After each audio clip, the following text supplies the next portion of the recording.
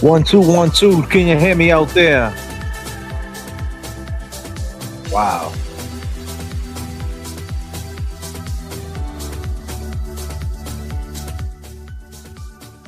It is the morning. Well, it is the afternoon, should I say. We are on the road today. There's a blizzard in Beantown. Would you believe it? More snow. More snow. Just when you thought things were going to smooth out, guess what happened? You got hit with more snow. Goddamn. The question is, ladies and gentlemen, what type of donuts do you like? Fairview Donuts is officially open. I go by the name of J.F.K. Good afternoon, people. Yes, you can hear you. What up, Anna? Natalie D, Mike, The Blind Spot Show. 21 inches so far. Woo! Deborah Jean wants a Boston cream. Wallflower is here. I would like grilled cheese sandwich. My entire car is covered under the snow and I'm working too. Damn, Beverly, I'm sorry to hear that. Becca is here. My entire car is covered under the snow. I can't even see it anymore, Becca. Wow. What up, Becca? Long time no hear. We need to get together. We need you on the show, girl. We need to talk about your cousin. Waiting on you. When you're ready. When you're ready. When you're ready. Coconut jelly stick. Wow. Hockey KC said her snowblower broke. Lemon donuts. North Shore is in the house. Hey, JFK. Munchie. Ruthie, what up?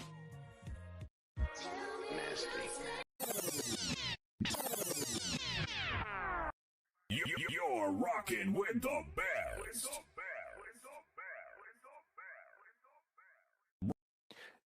You know, when it snows outside, it's the yin and the yang. You know, you look at it and you say, hey, embrace it. And you try to do the best with it. But then the other side of it is you could do without it, right? Fuck this snow. I had enough. What's up, JFK? I hear you, Steve. Exactly. You know, if you got some little ones, grandkids, or your own kids, it's always fun for them. But I mean, goddamn. What can you do? You got to embrace the fuckery. And with that being said, Fuckery Donuts is officially open. What type of donuts do you like? We have some Boston creams in the chat. We got a coconut stick in the chat. Me, I prefer a nice warm jelly. If we can get it fresh out the oven, so to speak, I'll take me a nice warm jelly. Why not? Strawberry frosted, Steve says, you know. Rocca is here. Becca said, stay warm and safe. We got goals in different area codes. Make sure you go ahead and populate them. Let's get the conversation moving. You know, I'm sure everybody is just stressed out. I bet Kev has the snowblower on jet mode. I bet you do. That's righty. Chocolate glaze. A glaze for me will hit a black coffee for sure, Ruthie. We got a chocolate glaze, Peggy. You know, it's just a little shit sometimes. Donuts, a hot cup of coffee. Get the perspective, you know? The sugar hits you, brings you back. Get your mind balanced, you know, even though the sugar is no good for you, but sometimes you need the sugar, the coffee, just to balance you out, so to speak, and maybe get your mind right. I don't know, take it back to that nostalgia time, you know, because ain't nothing like a Dunkin' Donuts small coffee. You get the small coffee, you just peel back that lid that every time you flip it over, it gets all over you. But you know, you wipe it down. You know, there's a saying out there. If you try to make sure, excuse me, if you try to not make the coffee get on you, the coffee will still get on you somehow or another. It's just the way it's designed. Coffee will find a way to drip on your garments, man.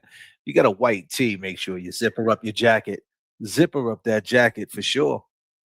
Because that coffee is going to get on that white tee or that white shirt. Trust and believe that. Trust and believe that. Oh, yeah. Got $10 from Mike. What's up, Mike, with 10? Blueberry cake donut. That's what I'm talking about. I like the cake donuts the best. You know what I mean, Becca? They got to be cake. Um, Deborah's saying, man, she's just drinking nothing but the tea. I need some sugar, Renee said. Miss 808 says, my papa used to let me have a little coffee with Cheerios in a mug while he read the Sunday paper. And absolutely, and that's what it was back then, right? Have a little bit of coffee, some eggs, toast, right? That's what it was like back then. 5 a.m., the old man's out there with his scrapers, scraping out the windows, going to get that Boston Herald no matter what. He's trooping through the snow. It doesn't matter how much snow. He's going to get that Boston Herald. He's going to fire up the car. He's going to throw on that AM station. He's going to flip through them pages and he's going to read.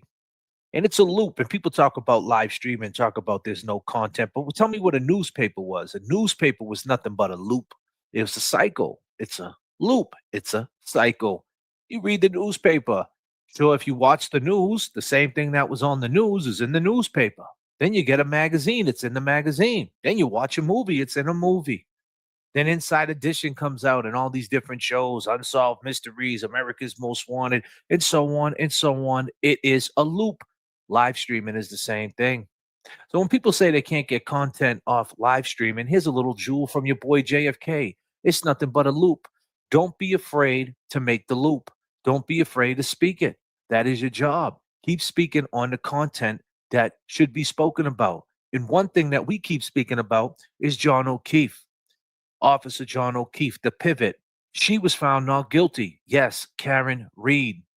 Who are we talking about? Karen Reed. Say her name. Karen Reed. That's what we're talking about. Karen Reed, for sure. For sure. Make sure you keep saying it because she got found not guilty. And when she got found not guilty, now it's the pivot, civil trial. Who can we get up in that civil trial? Higgins, Big Bad Brian A. Excuse me if I'm stumbling my words a little bit. Your man is on the road. RIP Officer John O'Keefe, for sure. It's a loop. You shouldn't be afraid to keep making the loop, keep saying the truth. The truth is a loop, isn't it? I would think it would be. Love, family, respect, loyalty, same oh shit, isn't it? It's one big fucking loop, but you don't want to make the loop, do you? You want to do other things. You want to take a turn, take a left, take a right, go backwards. What are you doing? Where you going? I'm on the loop. It's a righteous loop. Sometimes it gets tedious. Sometimes it turns into a rant. Sometimes it goes places. It goes around the blocks. It goes in the weeds. But in the end, you try to land your point. You try to take it home. You try to find a jewel. You navigate. You learn on the job. That's what you do. You learn on the job. How many times did you shovel in your life? I shoveled my whole life, but every time I go out there and I shovel, I learn a different way to shovel. I learn a different way how to move that fucking snow. And you would think by now how many winters that I've been through that I would know exactly what to do when it comes to this snow shit. I would know exactly how to shovel it, how to place it, how to move it right. But nah, I go out there and I look at it and I get overwhelmed. Holy shit. Would you look at this? Would you believe it? Would you believe it? All I want to do is get in my car. I want to make sure, ladies and gentlemen, make sure you clean them tailpipes out, please. That's a killer right there if you don't clean that tailpipe out. So make sure you get them tailpipes out when you put your kitties in the back or your dogs, or even if you get in your car, make sure the snow is off the tailpipe. That's first grade. That's one thing we do know, right? Make sure that tailpipe, that exhaust is getting air, getting out there. It's not blocked. For sure, for sure, for sure. The words ain't coming out today, people. I swear. I'm trying. They're in my head, the right words. It's just I can't compute them for whatever reason, but I'm trying. Bear with me. I'm on the loop. Oh, goddamn, I'm on the loop. They say make amends when you're on your final loop. Ew. God damn. But here's the thing. Every time you go out there and you look at that snow, you think for how many years you've been shoveling snow, you would figure out a way how to do it perfect with perfection, but you don't, right? But every time you go out there, you learn a different way. You find out a different way. You navigate around it. You learn on the job. You figure it out. It's no different in live streaming. You get overwhelmed sometimes. You hit that live button, the words don't come out. But I'm on a loop. I'm on a loop of just trying to bring the truth, trying to just bring awareness to what matters, to what matters. Sometimes you got to speak on shit that some people don't understand. You got to protect yourself. You got to correct the record. You got to protect your growth. You make your point, you move on. You don't want to stay on that loop, though. You don't want to stay on the loop when you're talking to clowns because from a distance, people don't know who the clown is.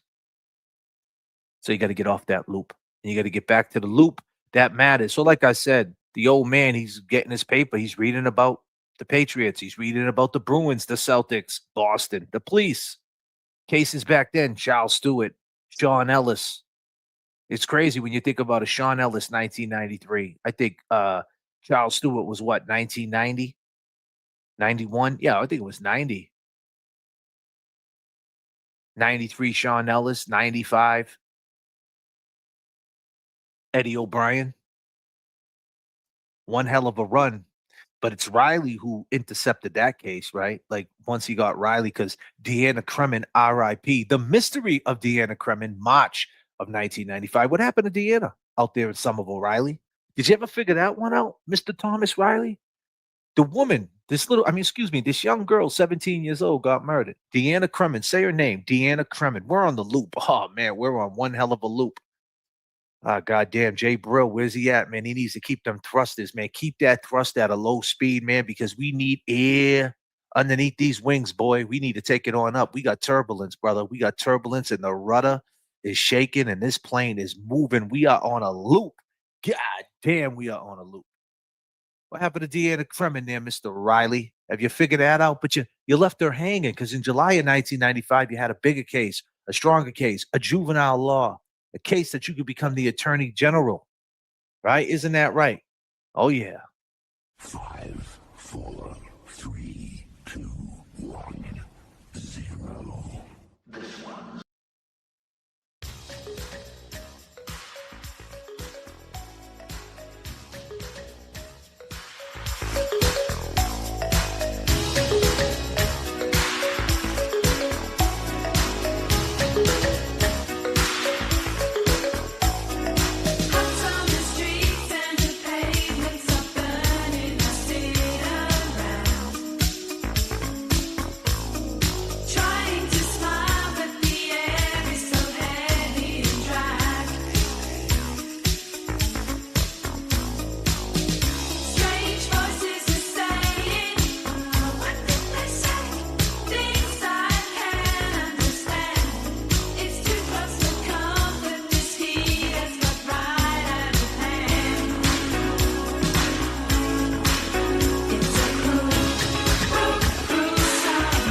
Cruel summer.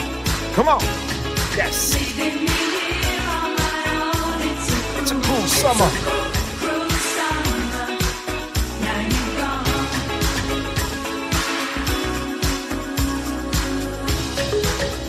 Miss 808. She said loops T. Becky G coming through. Just finished shoveling. Goddamn, Jake Grill. There he is. You good, J.F.K? We rocking with the best. Let's go.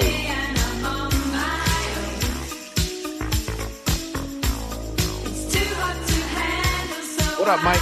Thank you so much for the 10. You gotta get up and go. We on the loop. Let's go.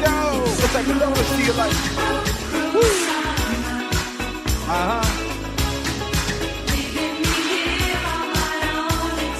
It's cool. How we doing out there? Mike check for the guards. Official White, what up? Jimmy. O'Brien, what up? Anna.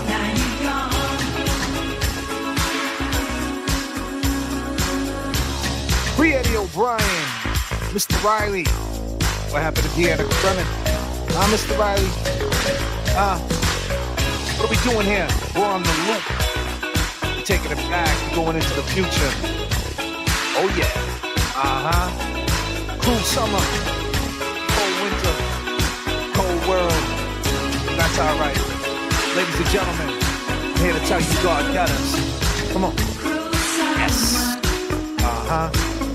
Type of donuts we eating today, people. Yes.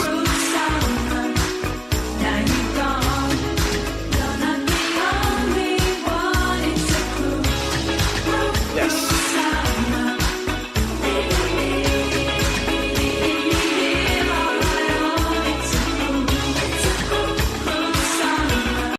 You guys know I like this song right here. Got turbulence, this is my shit right here. You're gonna hear this a lot on this show.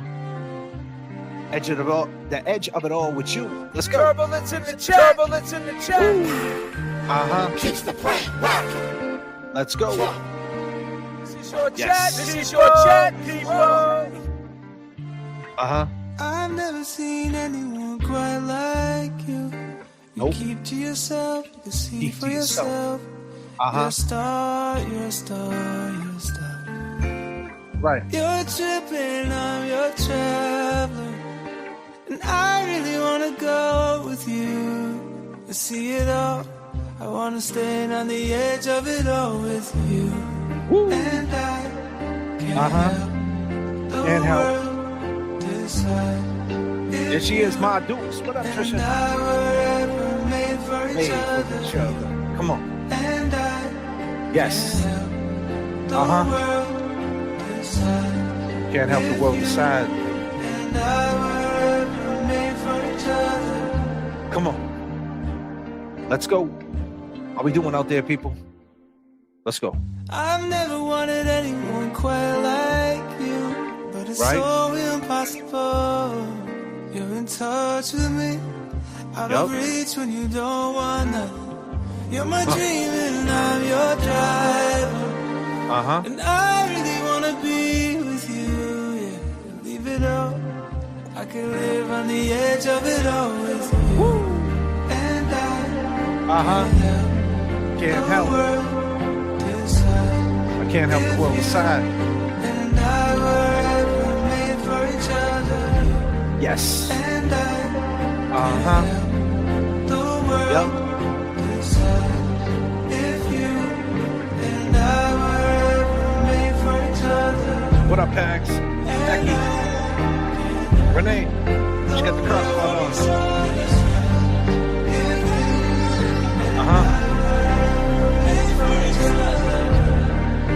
Turbulence in the chat. Turbulence in the chat. Keeps the plant rocking. Here we go. This is your chat. This is your chat, people. Dropping something like this. What up, Wallflower? Woo! I've never seen anyone quite like you. You keep to yourself, you see Yup. for yourself. You're a star, you're a star, you're a star. You're tripping, I'm your traveler. Granny. I really wanna go with you. I want to go with you. See it all. Stand on the edge of it all with you. With you. And I can't help. decide if you and I were ever made for each other. Woo! And I can't help the world decide if you Got $10 for my dukes. Eddie O'Brien. Let's go. Welcome to the JFK. Welcome to the JFK chair.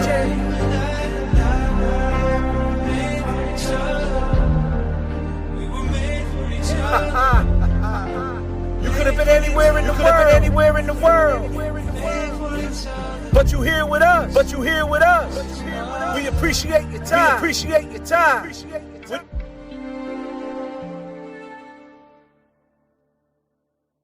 Yes.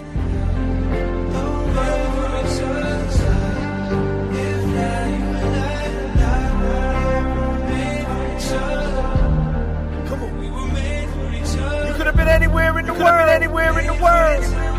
We're taking you up to 39,000 feet. Turbulence in the chat. This is your chat. People. I've never seen anyone quite like you. You keep to yourself, you can see for yourself. You're a star. You're tripping, I'm your traveler. And I really wanna go with you and see it all. I wanna stand on the edge of it all with you. And I Let's go. Extra name out. Put our name on top. Put our name I on don't it. know what else to say. I don't know what else to say. We here now. Come on, J.F.K. talk Extra to me. name out. Extra name out. Put our name on top. Put our name I don't on know what else to say. We here now. You gotta live in the present. Life is a gift, gotta quit all the stressing.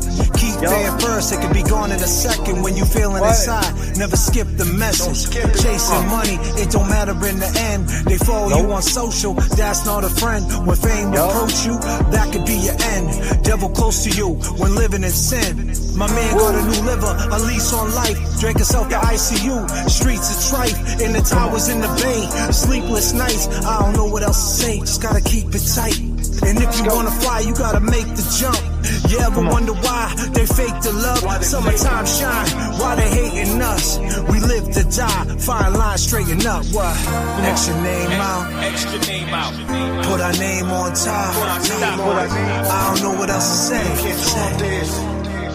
We here now. Extra name Extra name out. out. Put our name on top. I don't know what else to say. We here now. Here now. We are here now in the storm. Wow. Your man JFK is here now. It's currently 1:10 p.m. on a beautiful Monday, manic Monday with a blizzard. Wow. Would you believe it? You know, and it's funny, like I said, because you go out there and how many times you shoveled, you still don't know how to get it exactly right. You still try to navigate around this mess. And that old man, 5 a.m., for sure, he's going out. He's getting that paper, and he's getting inside that whip. He probably had a 1991 Buick LeSabre, Park Avenue Electra. The question is, did it have the digital dash, leather seats, or the velour? I don't know. I mean, that 91 Buick LeSabre, 90, around like 88 to like 91, they made so many different models of that LeSabre. You had the Buick LeSabre, the Buick Park Avenue, the Buick Electra. Oh man, what a car it was, right? And Grandpa, he was out there with the Hannah hat on early with the patchwork. Damn. Granddad always had, Grandpops always had, Grandpa always had the patchwork. You know, and if you got lucky, he would throw you one. He would throw you that Hannah hat with the patchwork, and you could rock that with a hoodie. Could rock that when no one else was rocking it, right? With a car hot or something.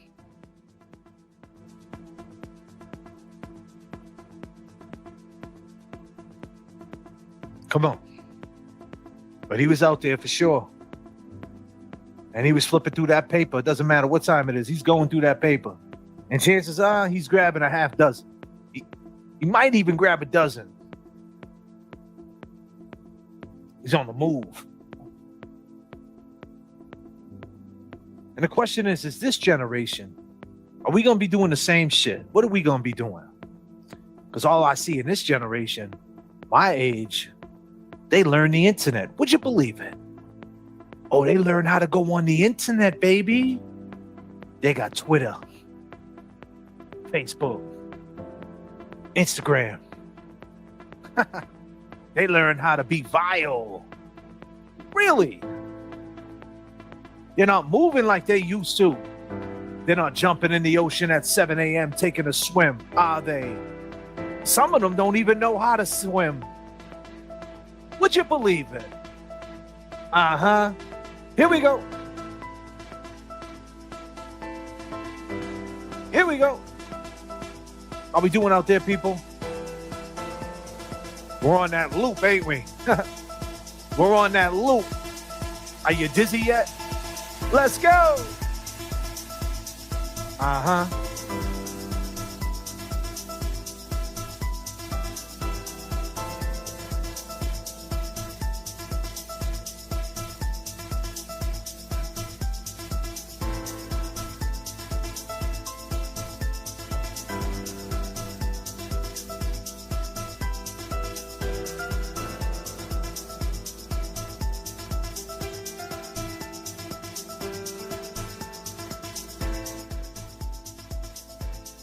You're on that loop.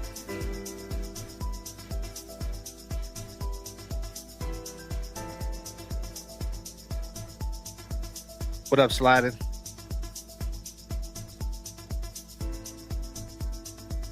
What the duck is here?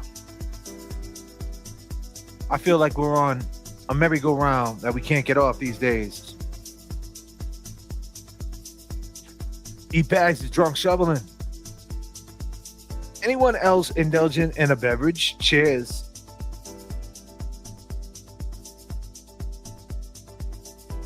Ha. Jimmy, they are chatting it up. We outside spring, summer, fall 2026. Goddamn. 808 said, I'm sliding them hot and ready's hit. I'll take about 15.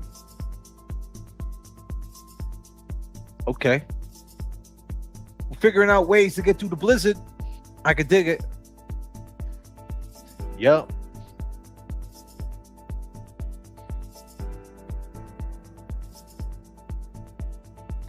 So I'm going to take you back. See, a lot of people don't know about our city, our state, Massachusetts. A lot of people think it's a racist place because the underbelly of it comes from that. There was a lot of racist tension back in the day. And I'm sure it's still there. The generational curses are still present. But let me take you back to 1974 real quick. Boston, Massachusetts. Because you got to get down to the bones of things to understand.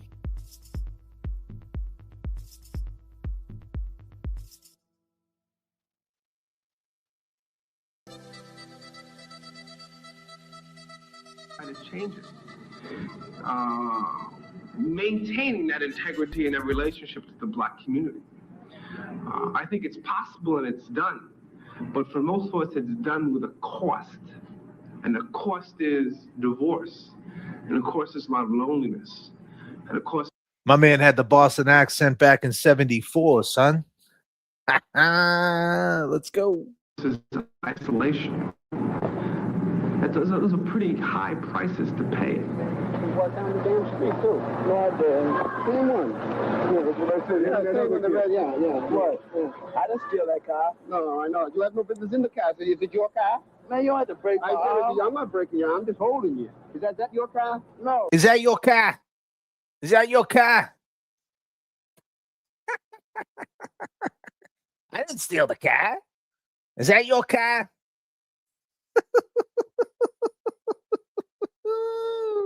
Well, what are you doing in it? I was just riding. Do you have a driver's license? No, I got no driver's license. Well, you have no business in it, do you? No. Is that your car? Nah. Was you driving it? You got a driver's license? No. Well, you got no business being in it, do you?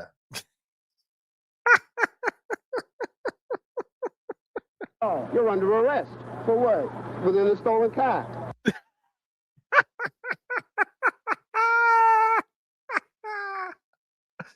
Wow, he was great, man.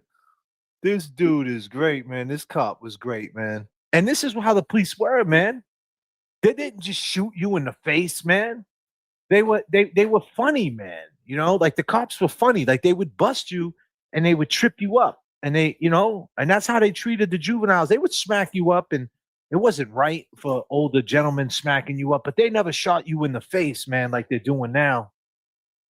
But yeah, this is Boston, Mass, 1974. Hey, come on. Don't have to hold my arm like that. I can do it.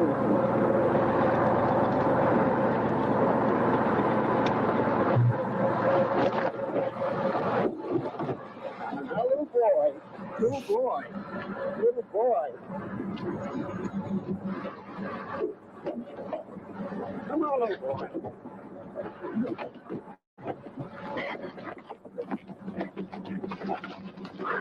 Let him play. Let him play.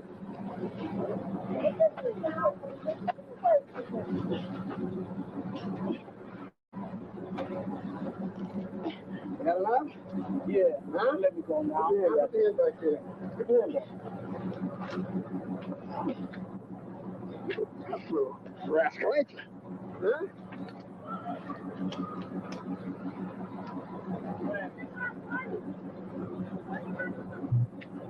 You all set now? You can let go of my arm back. Wait a minute, just be cool. You have to put my arm way up there.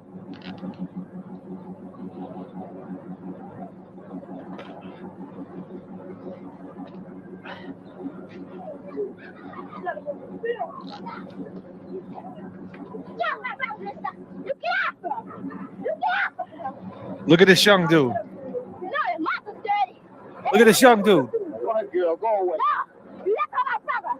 That's my brother.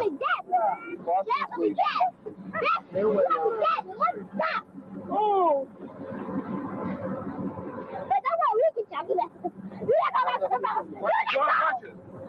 Hit him, sister. Hit him, sister. Hit him, sister. Hit him, sister. Yo! Get him, my nigga. Yo! Go ahead. Got a bat hitting the cops. Yo! Yo!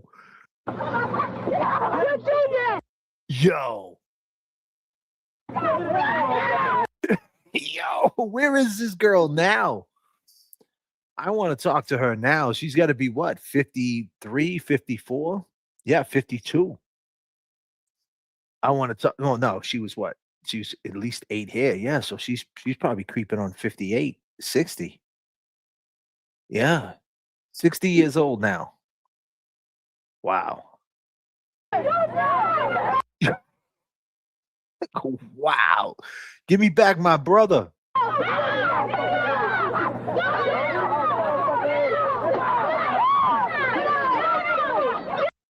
Yo, this is crazy.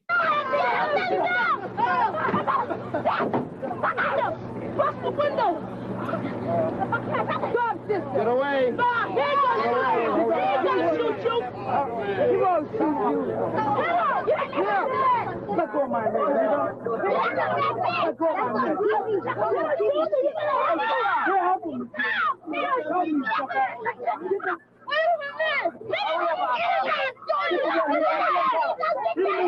What do you think would have happened now? Something like that. Something like that now happened. What do you think would have happened?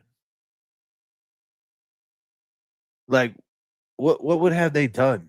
Like, what reaction would they have done to something like that? Could you even do something like that now? And when I say this, and I'm not trying to exploit, any type of, assault on police officers or anything like that, but I don't think people understand Boston. There's hoods in Boston. Roxbury, Mattapan, um, city, tough places in Boston. A lot of people from, in the South or other places think that Boston's like this white place. They think Boston Celtics, they think Irish. And of course, there is Italians, Irish, a lot of diversity for sure. But there is, there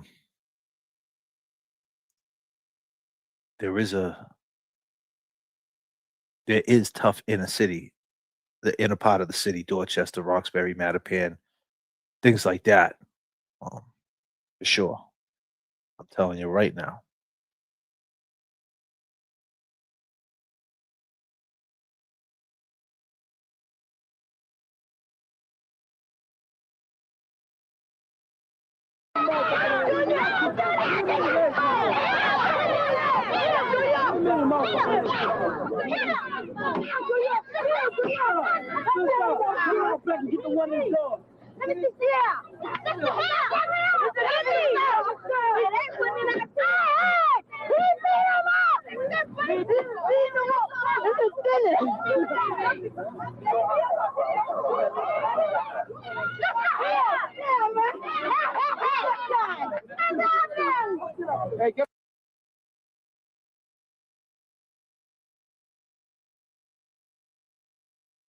You got him right by his neck. That's crazy.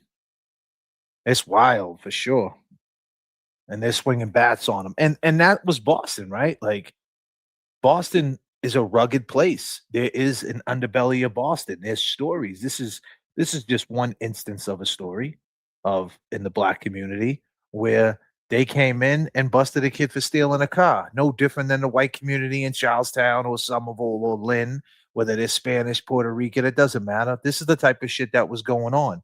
74, 84, 94. Now here we are, almost 50 years later. Tell me what has changed. The difference is, would them kids, if young kids had baseball bats like that, what would happen? Would they hit them with a stun gun? Would they mace them? What would they do to them? Would they hurt them? And the question is, if they did something like that, were they justified? Would the internet say, oh, they hit him with baseball bats, so the kid deserves to be hit with a taser or smashed in the face or picked up and dropped on the neck, or the parents are really wrong? Look at these kids out there with bats. They're so bad. The parents are hood boogers, blah, blah, blah. The internet, the public perception, the backlash. Like, that's where we're at now, right? But we're on a loop right now. We're going back to go forward. Worthy news, like where we're at. But what happened to John O'Keefe? He's a Boston police officer. This black man that you see right here is a Boston police officer. Would you believe it? He's doing his job. The question is, the community wanted to get him because he has the brother in a headlock because he was stealing a Volkswagen Beetle. He got caught, and he wasn't having it. But John O'Keefe got left on a lawn in the cold, in a blizzard, where you're at right now if you're in Massachusetts. When you see that snow, I want you to think of John O'Keefe. I want you to think about that. He got done dirty by the police. The police did him dirty. His friends did him dirty, for sure.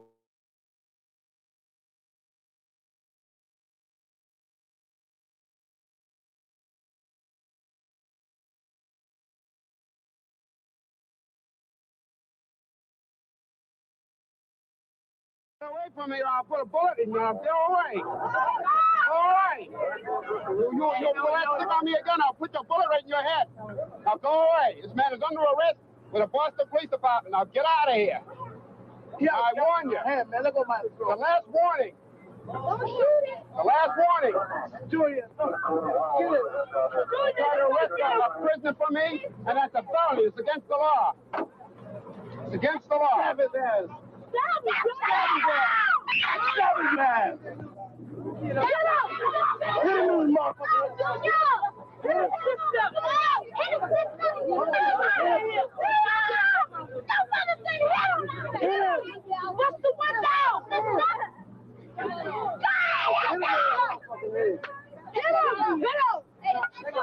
You stab me with that screwdriver, boy, and you're gone. I warn you now. Tell me to get out of here. That's right. Let me.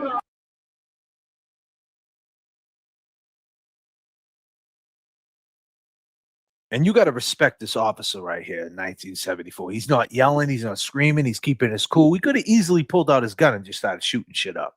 But he didn't. He kept his cool. He kept his cool. He told the person, if you stab me with that screwdriver, and he's smart. He put the kid in his arm like that. So if they swung the bat, they would hit him. So that that was a deterrent, right? So they didn't want to swing the bat no more because they didn't want to hit their brother or their friend or whatever it was, right? But the patience, the difference, the mindset, not to hurt, to understand the community, because they do police work. They go out there, they talk to the kids, they know the kids, and they're not trying to go out there and kill kids. The police now are disconnected with the community. They don't do police work. They're not walking down the street. They're not knowing kids on a name basis and things like that. All they see is, if you pick up a baseball bat or you have a bad day, we're going to kill you. And that is exactly what happened to Francis Gigalotti, isn't it? He was having a bad day, and they decided, 7 of them, to stand on his neck and kill him.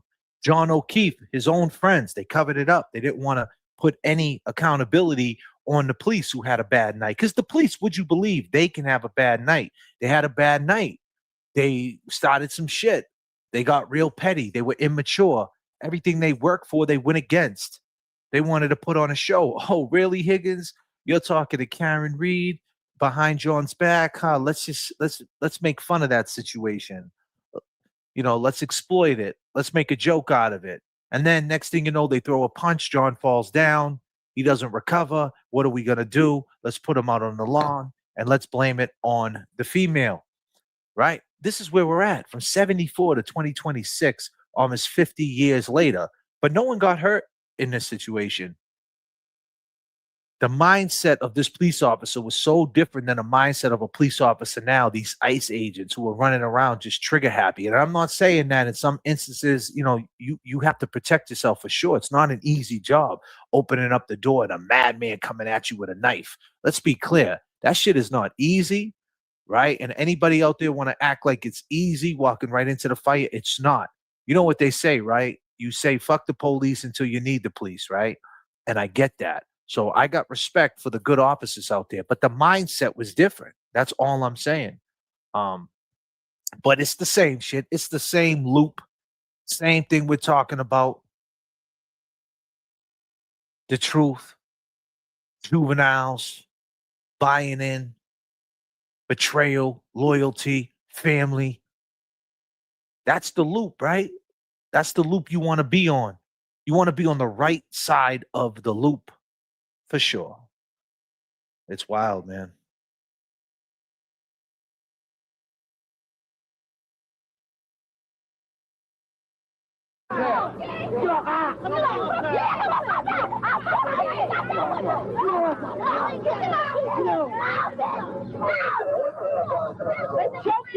Hurry up. Come on now. The time again for Christ's sake. I don't want to shoot nobody. You get out of here, you little devil. You get out of here. Mind your business, little girl. Sister, get the one in the car. Open the door now, Master. Get out of it. Watch this side. Lock the window. Ah! People got to move, they will kill you. I'm going to break this arm. Stay right where you are, sir. Stay right where you are. Here they come. Took long enough.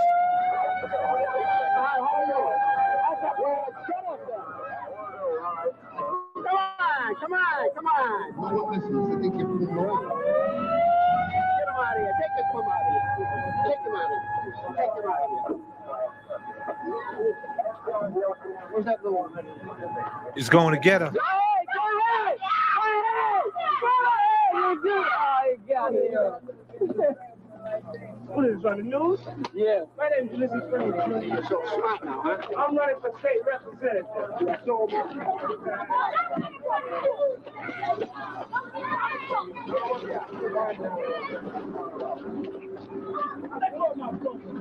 that's for the news? Yep. That's on TV.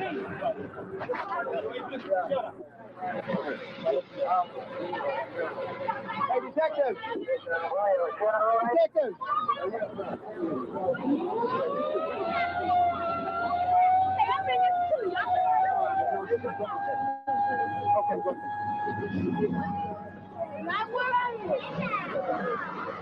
But it's no different. They see the camera, right? People see the camera, they act out for the camera, right? It's no different now. Some things don't change. The camera comes on, you have a different presence about you. Some people don't like the camera. They shy away from it, right? They run away from it. Other people start acting a certain way in front of the camera, right? It's funny how that goes, and that's been happening for years. It's wild. You know him, you can ID him. Let's come on down the station. Look at this dude, man. Huh? Look at this cop. A routine. This dude's a smooth operator, huh? Look, what's he like?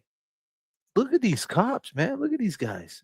Incident where the stolen car ends up in violent confrontation. Who is responsible?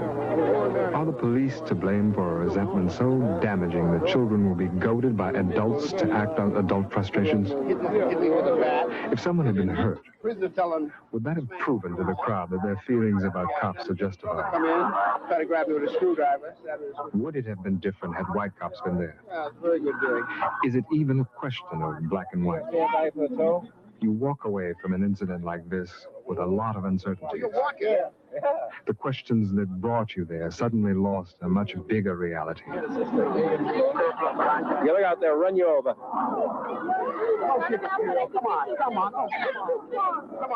Don't be pushing out the fuel. Get out. Come on. That's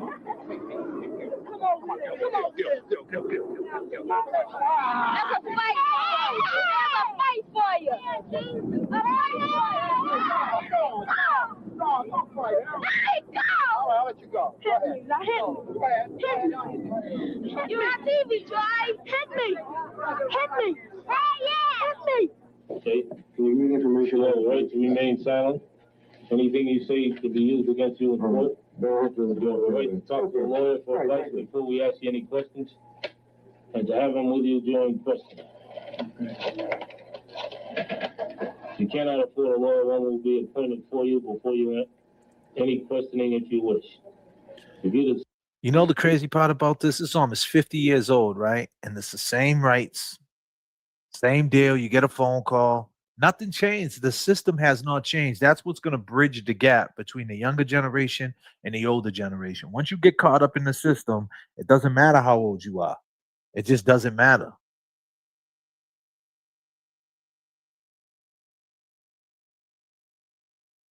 decide to answer questions now without a lawyer present, you will still have the right to stop answering at any time until you talk to a lawyer. Okay? Yeah. Do you understand what I read to you? Yeah. Are you willing to talk to me about the case? Yeah. Position agreements to read that again. Please help. Position agreements to Okay. For me and Jimmy work together, there's no such thing as white and black in our car. I mean, we're aware of it. We're aware that I'm black and he's white, but I mean, it's no big factor. Yeah, you bounce around, you're in and out with the different cars, and then all of a sudden you get with a guy. Billy and I started riding together. We're in the same squad, so we're hit together pretty much. And we can get along. We think pretty much the same, with the same ideas on a lot of things, and we can work good together. You can't. Why are we having these conversations about white and black almost 50 years later? Excuse me, over 50 years later. Over 50 years later, we're having these same conversations about white and black. And it happens on the internet. And that's why it's so dangerous, like when people say, hood boogers and things like that. And because look at how it was back in the day. Like there was these projects where the poor people lived, right? Whether they were white, black, Spanish, Irish.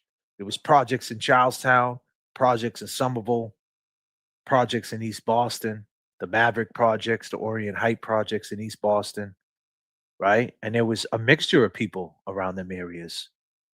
South Boston, they're still there, the Old Harbor projects, the Mary Ellen projects, Orchard Park, Mission Hill.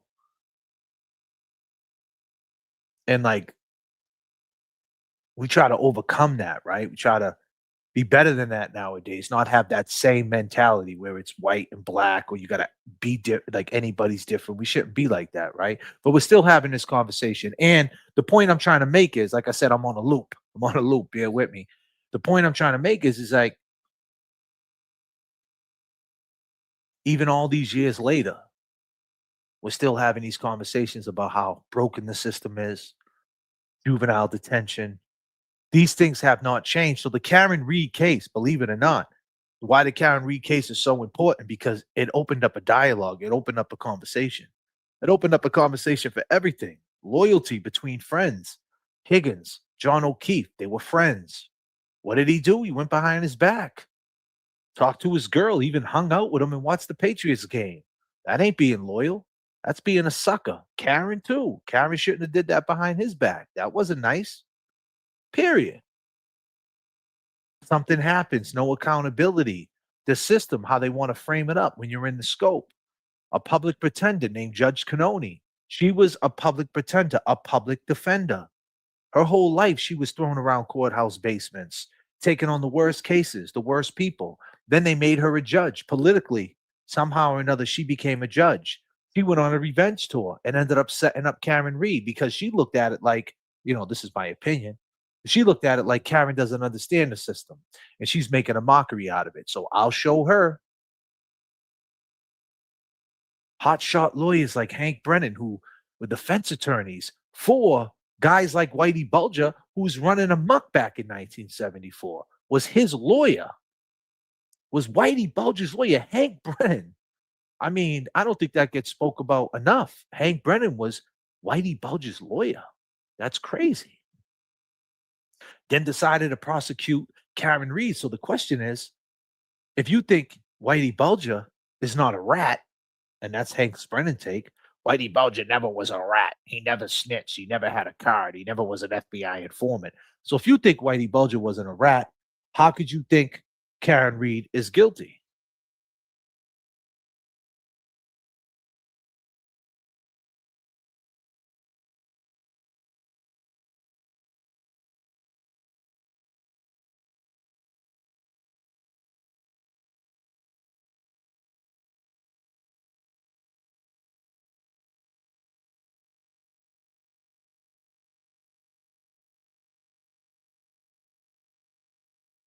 And we're still having these conversations. So the Karen Reed case opened up the conversation to a lot of things. Boston, Massachusetts, to go back to 1974 and look at this officer of the law, getting attacked with bats and things like that. And like I said, people from other cities think that Boston's all white. They don't understand that it's a very diverse place, Massachusetts. And Massachusetts is big. You have Springfield, that's 2 hours away, Hampton County. Then you have Central Mass, which is Worcester, the area where certain individuals are from. Then you got, Fall River, Brockton. Then you got the inner city, Metro. Then you got Essex County. You got Middlesex County. It's broken down. Massachusetts is a big place. New England, New Hampshire, Connecticut, Rhode Island. New England is big, right? So Maine is even considered New England. So it's this whole mindset, right, that we have, that we never broke the cycle to, that it's corrupted. The system is broken. Certain things haven't changed. And who's ever going to try to make a change with it as far as the system goes? Because it's going to be the same thing. You got the right to remain silent. You can make a phone call. It's going to be the same thing. If your kids mess up, that's where they're going to be. And isn't this what it's all about? Because no one cares about the system until they're caught up in the system. So that's why I plugged into the Karen Reed case, because by plugging into this case, like I said, it opens up the conversation about the system, the juvenile system or the adult system, or old cases that we can revisit like Eddie O'Brien, right? I don't even think Eddie O'Brien's case would even be a thought to some people. A woman was stabbed 98 times. You're not going to think that he was set up. You're not going to believe that. But Karen Reed comes along. You realize what a CPAC unit is. You realize what a state trooper being corrupted looks like in real time. And then all of a sudden, Eddie O'Brien's case starts looking more and more similar, starts looking familiar. But a lot of people don't know about Massachusetts. Like I said, they just think it's a white place. And these people that spread the narrative and act like that's what it is and don't respect that there is certain parts of Massachusetts that you need to respect. They want to call it hood boogers. They want to call it junkies. They want to call them alcoholics. They want to say they're welfare. They want to talk shit about the people, the poor people. Well, the poor people is what brings the character to all of it. And we need to stop this one-up mentality in Massachusetts where we think we're better than everybody when you're actually living in a fucking house that you just paid $1 million for that was probably made in the 1900s, like 1930 or something. And you paid $1 million for it. Yeah, you're doing better than me. No, you're in debt. You're in debt. That's what you're in. You just paid $1 million for that house? Oh, you're in debt. Congratulations. You just fucking played yourself. But anyway, that one-up mentality is crazy because we don't go into the past and look at how it was. And if you kind of get an idea of how it was, maybe you'll change the way you speak, change your dialogue. And, if you could just change the way you speak, maybe you could just change the way you act. You know what I mean? Like every day with a guy you can't click with, You gotta be able to click, You getting the description from him now. On the handbag. On this job here, you're going to find out that any policeman that's on the job is another brother. And just like in your own family, you're going to protect your own brother, black and white. So it's been like that as long as I've known, and as long as I've been on the police department. Everybody works together. It's something that there's very few police officers in this world, and you have to back up your own. So it is a brotherhood. Lawrence. I know I got that Lawrence down here. Did we take that address down before? We had Lawrence down, but I don't think we had the street.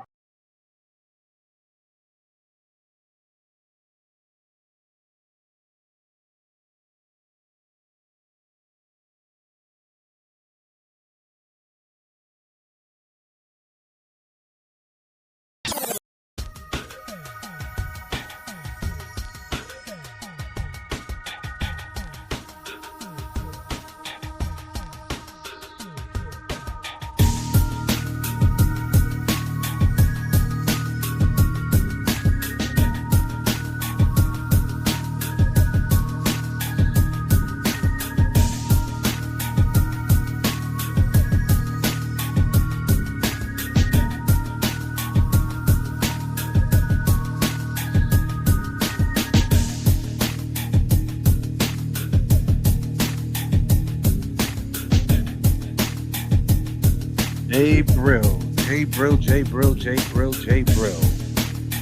is in the house today. I am, brother. How are you? I am here, man. Just on a little, just going back a little bit, watching, the city from back in the day, kind of getting an idea how, dad and grandpa and, the ones before us, what they were up against back then, like as far as the police and how they acted, and it's the same shit. It has not changed, It's the same shit. Pretty scary, isn't it? It's very scary, bro. They just got smarter, it seems like. Indeed. How's that snow out there treating you, my brother? I don't like it. I'm done with it. I want to be in South Carolina where there's no snow, really. Absolutely, my dude. I was supposed to move there in October, but things didn't work out right, so I'm stuck here. I get it. A sucker for goals. Thank you so much, Avro, coming through. Well, I don't know. What you hit me in that private chat? Do we say it now, or do we kind of calm down a little bit? Like, how do you want to lay it down without saying too much? Well, I could tell you that Alex is not a liar.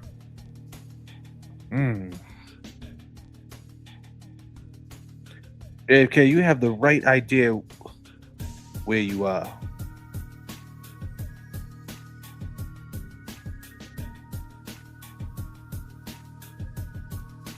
Yeah, it's in the 30s out here. It's cold. Oh my God. Yeah, it's cold out in the south right now, but it ain't a blizzard, so. I think the real feel is like 7 here. And that wind is blowing like crazy. Uh-huh.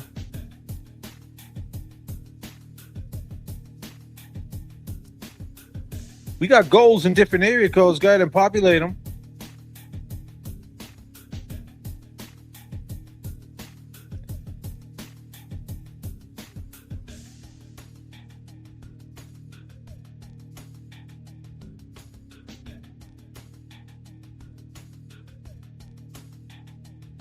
Wow.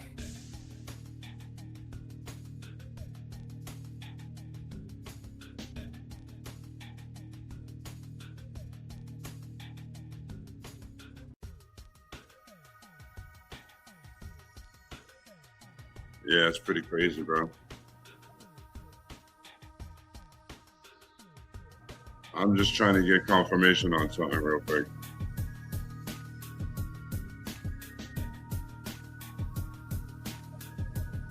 I got you. So yeah, I just got a phone call from Alex. Hold on 1 second. I'm gonna play a song real quick. All right, cool. We're gonna take it up to 30. We're gonna take it up to 39,000 real quick. I need everybody to lock in. We have an announcement to make. We have an announcement.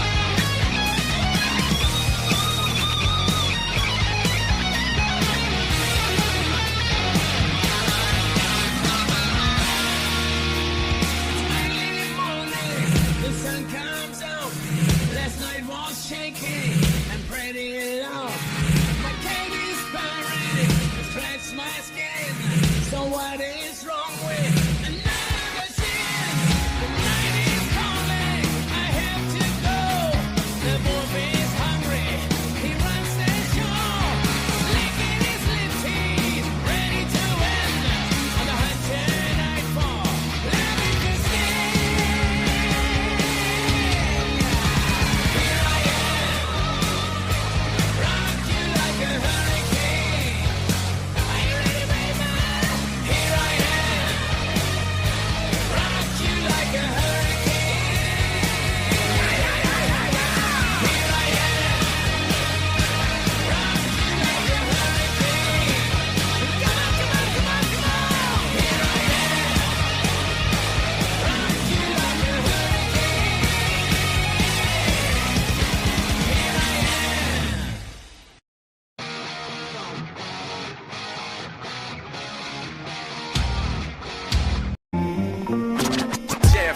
I'm raw, hustlers, get your baking soda.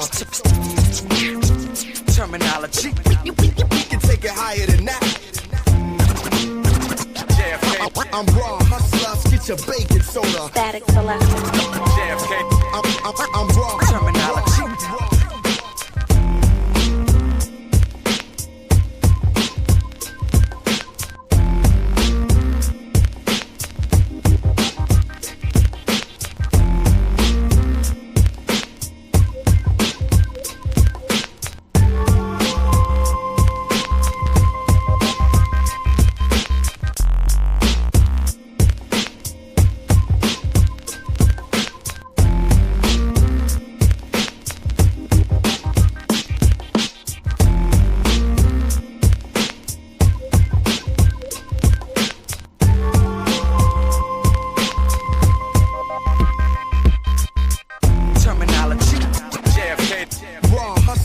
Your baking soda. J.F.K. Raw, we can take it higher than that. Terminology. I'm raw, hustlers, get your baking soda. J.F.K. I'm raw, J.F.K.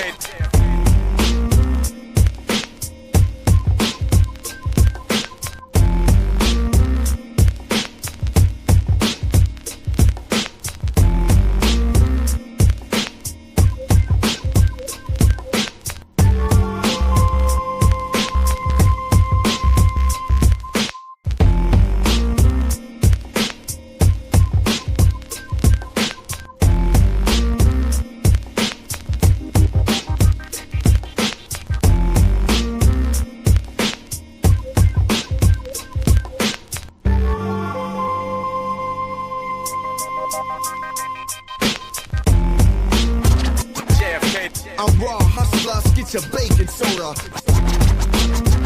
J.F.K. Raw, we can take it higher than that. J.F.K. I'm raw, hustlers, get your baking soda. J.F.K. I'm raw, terminology.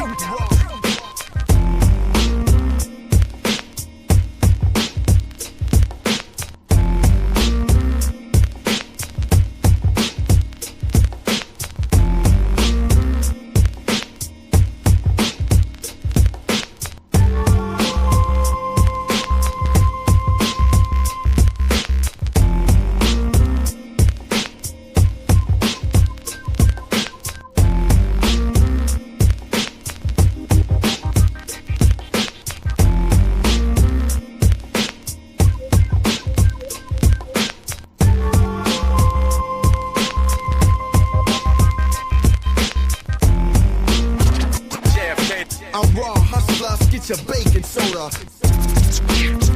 Terminology. Raw, we can take it higher than that. J.F.K. I'm raw, hustlers, get your baking soda. Terminology. I'm raw.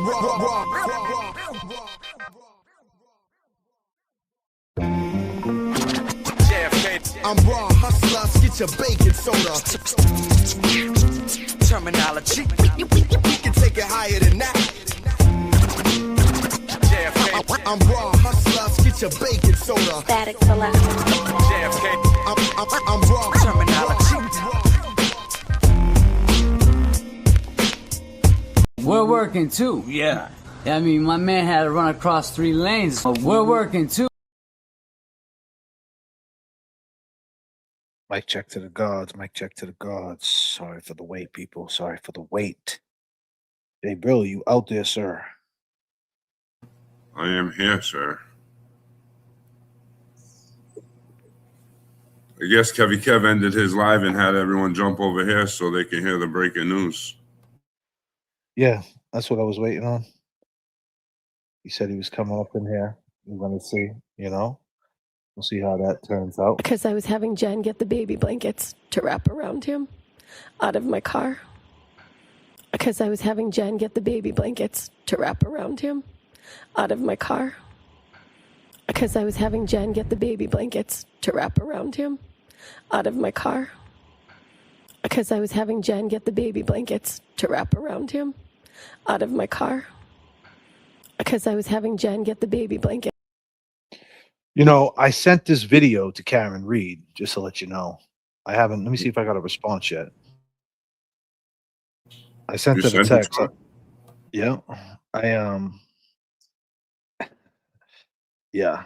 I think she might want to. She could use it, right? I mean, I said she didn't see it yet, but I said I don't mean to trigger you in no way. I do apologize, but last night a friend went by there, laid down out there, and you could clearly see a man. Like I said, if this triggers you or upsets you, sorry. Just thought you might want to see it. JFK. Peace and love. It's That's probably tough to tough. see. Yeah, definitely. I A lot of people in the chat were saying it was really tough, and they thought it was the police cam, the dash cam. right. So I hit her up. I mean, it's something maybe she wants to see. I'm sure she's seen worse. She's probably seen the autopsy photos and things like that of John. She's been on the case. When you're basically a lawyer, that she is now, you see it all. You see the whole case. So I hope it's helpful. I don't want to seem like I'm exploiting the situation, but this is the pivot. Like I said, this is the loop to the truth, man. And you know, we want to get that justice for John, and we got to continue to figure things out, talk about it, and see how this story aged, because this is a 4-year-old story now, and the way it's aging like milk for sure, like milk. Would you believe it? Would you believe it?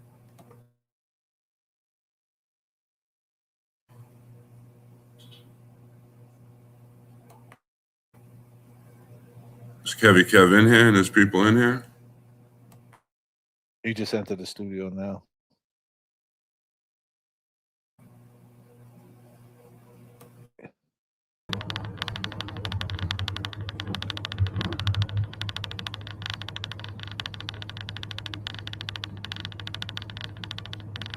God damn, Kev coming in hot again. God damn. It is. It's hot, bro. I'm hot as a motherfucker. What's that noise? I hear like a flapping I'm in sound. my truck. I'm in a helicopter, bro. I'm in a It's fucking all good. helicopter. It's all good, buddy. I hope everybody from my chat, man, made it over here.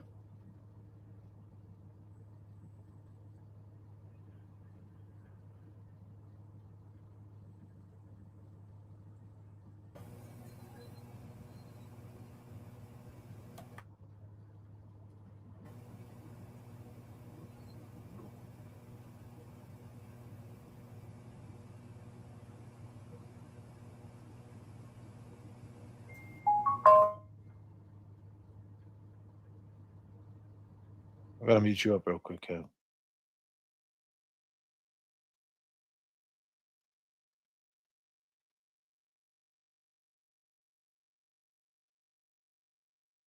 If you guys didn't see it last night, you were seeing a man, 34 Fairview.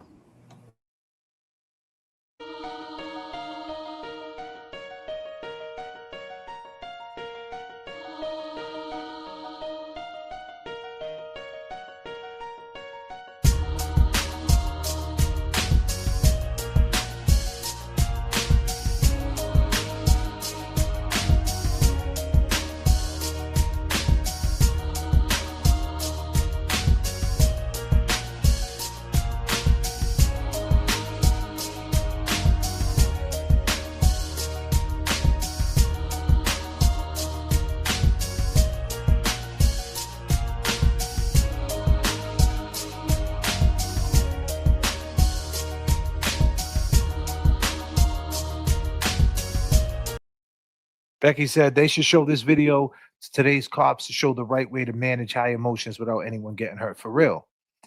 And she's talking about the video I played in 1974. Prayers to Alex. Hopefully apologies are forthcoming. Here we have Alex. I say not right now, not in the right now.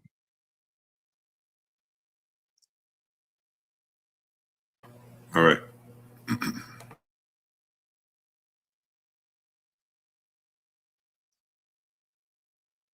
Well, this is the loop. This is the journey. And when we talk about the loop, we're just trying to figure out ways to, talk about the truth. And that's the truth.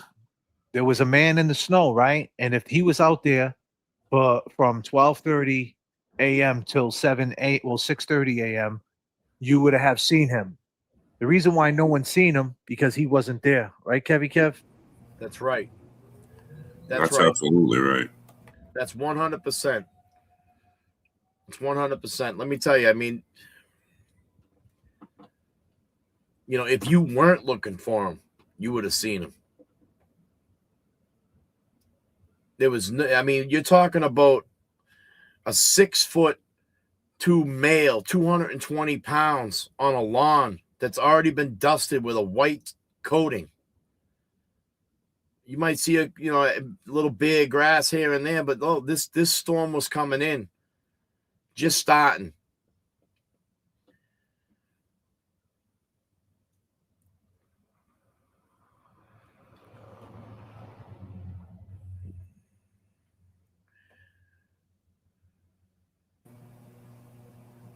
There's no way all those people went by there if he was there and did not see him. That means he was not there. That's the only thing that last night proved is he was not there. It's the truth. I mentioned it last night, they talk about how many feet from the house. They talk about footsteps up and down stairs. They're telling us, the Commonwealth's telling us, oh, we can't believe that. Oh, the Apple Health data, there was a glitch. You can't believe that. Well, let me tell you something. Believe this. If there was a man on that front yard at 34 Fairview, you would have seen him. You would have seen him backing out of that driveway. You would have seen him looking out that front door. Especially if you were waiting for someone to get there.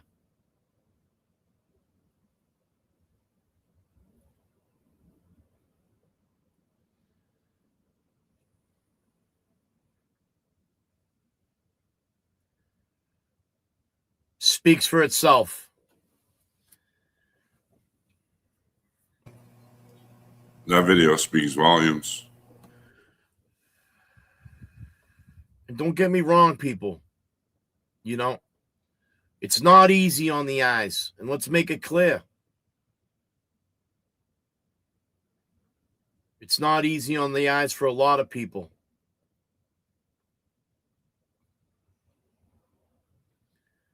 But we needed some clarity. We need to clarify that. Anybody can go and lay on the lawn, lay on the grass. Anybody can walk out there and put a rock in the driveway.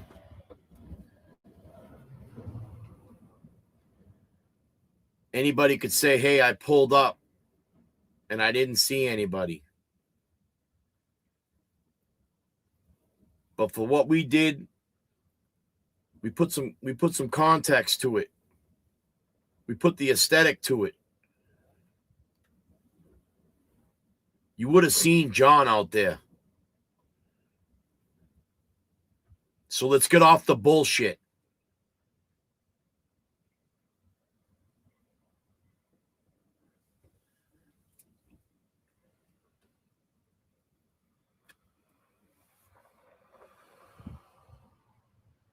Lucky definitely would have seen him. Remember, Lucky was driving in a big E600. He's got 3 steps he's got to climb up to get in the cab.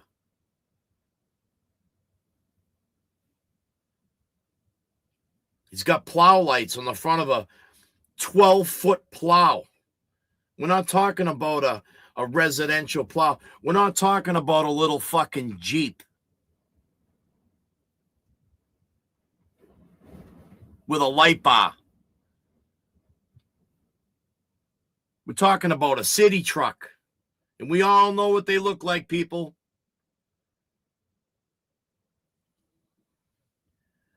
They got chains on them.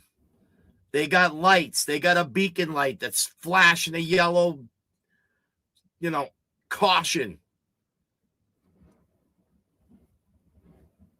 Everything's illuminated. The last thing Lucky wants to do is tag a mailbox. He's combing. He's combing everything out in front of him. Lucky's eyes were like that light in the front of the Knight Rider, going back and forth the whole night. If you're a plower, you know. You don't want to hit a curb. You don't want to hit a manhole cover. Let's get off the bullshit.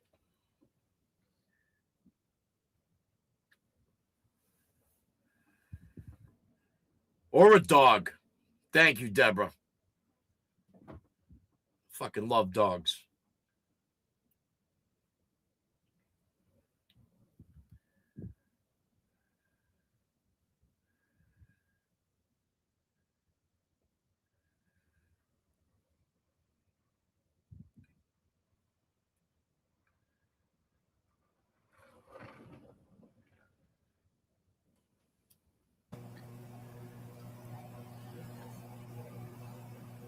You guys ready for that other news? Rush? You got a brother named Rush? Goddamn, Jay, bro. Nah. He's a football player, bro. Goddamn.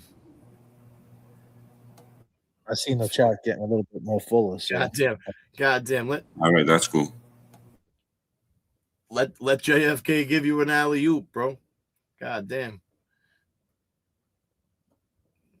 Well, Jay Bro was like, yo, I got shit to do, man. Goddamn. I ain't got nothing to do but chill here. I'm the best. Goddamn. Yo, let me talk a little. Let me tell you a little story about this morning. Can I share a little something with you guys? Go ahead, man. I wouldn't have it any other way, bro. Goddamn. So Kev, he gets up. Fucking brick. All right. No electricity. No fucking lights. Keep in mind, this man JFK called him at 8:20 a.m. Goddamn. Got woke me up too and didn't answer back when I called. Goddamn. Got no way to charge my devices and shit.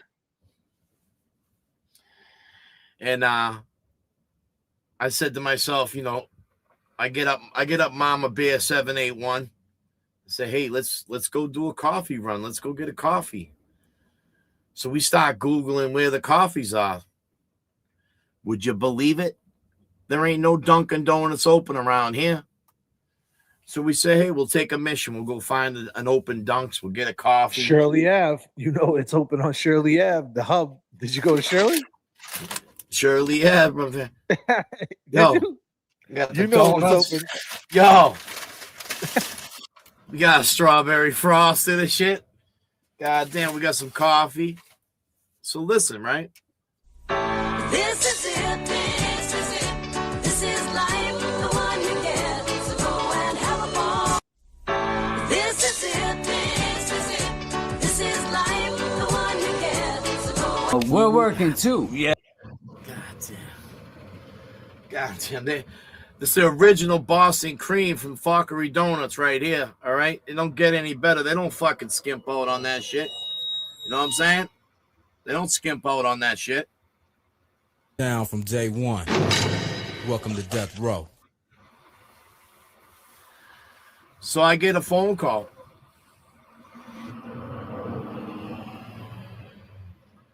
I get a phone call from Jimmy T this morning.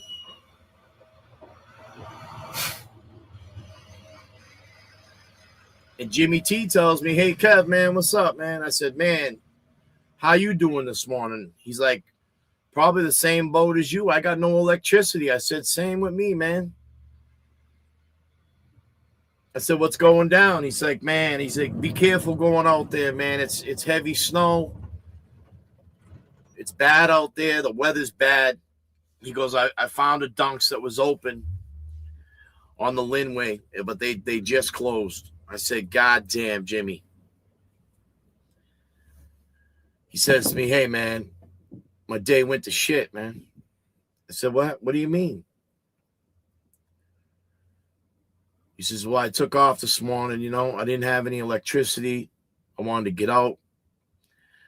He's like, I started my morning off with a jailhouse coffee right off the faucet. I said, God damn, I would have had one with you, man. God damn, off the faucet, Jimmy? God damn, you know. Because I was having Jen get the baby blankets to wrap around him. On the street, smoking Indo, sipping on gin and juice. You wrong. You wrong. You wrong. You wrong. You wrong. You wrong. You wrong. You wrong.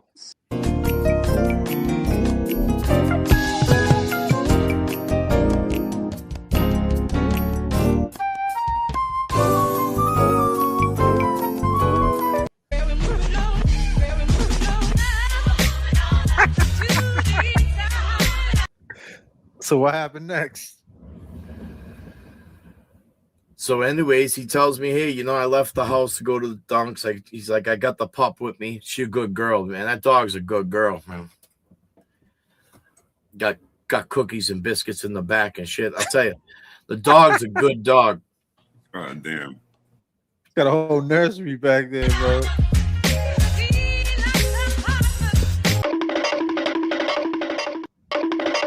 What you talking about? What you talking about? What you talking about? What you talking about, bro? So this is where the story goes to shit. What's going on? There's a guy unresponsive in the snow. He says he gets back up towards our neck of the woods and shit. He sees a guy just parked in the middle of the street. He ain't moving. So he kind of, you know, he's rolling up with caution and shit. He stops maybe probably about 60 yards away. There's a guy in front of him kind of creeping up too. Guy gets out in front of him. Walks up to the car. Starts tapping on the window.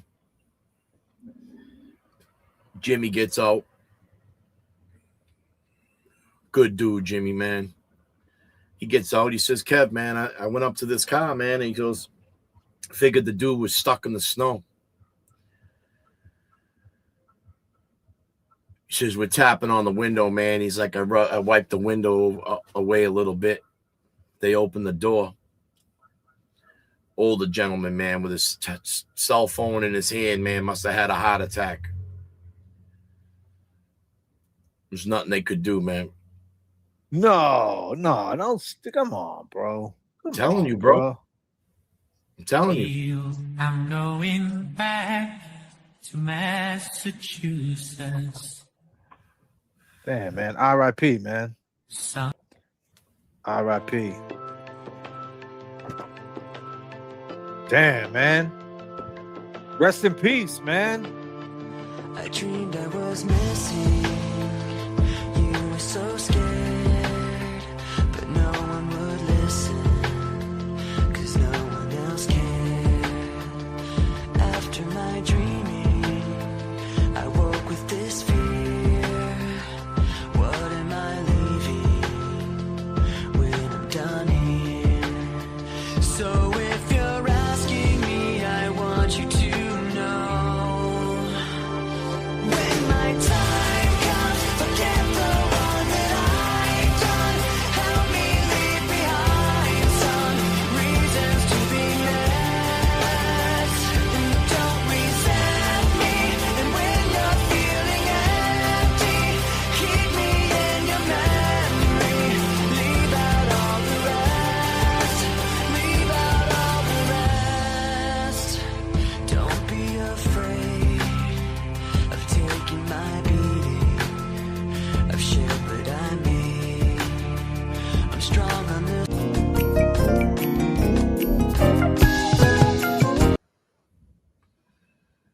It's when his day went to shit, man. Yeah, you think? I mean, you just kind of turned my day to shit. Well, man, this is. I mean, hey, we're you know we're in a time right now that we haven't seen, man, in a long time, man. Right now, we got a blizzard going on with the community on my end of the city, man. We got no electricity, JFK, man. I mean, we can only sit in the house for so long. It's been off for about 8 hours, bro. Gets Yeah. cold in there, man. I'm sure somebody was Easy. going out to get in their car, and I mean, the guy probably shoveled his way out just to get out of the fucking house, man. You Yeah. can't be sitting in the yard in your car. How old do you think the gentleman was? Did he say? He said he was an older gentleman, and he had his phone in his hand. He was slumped over onto the passenger seat, like he was in mid call, middle of the street. Thought he was stuck, man. Thought he was stuck. Jimmy hopped out of the car, man, to help the dude out. Where at in Lynn? Highlands or something? No, right up here, like right by the Rotary, right by the the Market Basket. Yeah. Wow. My bad. I got It's all right. a machine next to me and shit. But yeah, man. Well, Jimmy, man, hold your head if you're out there listening. Jimmy T, ladies and gentlemen. Jimmy T got out there and helped. And it's funny because last night, there was a gentleman. He was on a bike, and it was freezing out here. It was like 20 degrees. And I went inside Waffle House to get my 7 eggs, 3 pieces of cheese. God damn. And he was there, and I ended up buying him breakfast. And yeah, man, pay it forward, So people out there, are going through it. And that's the point what I try to do today, pull up some old footage just to show that some things haven't changed, You don't have to be a piece of shit. You don't have to kill people. You don't have to beat up little kids. But the system is the same.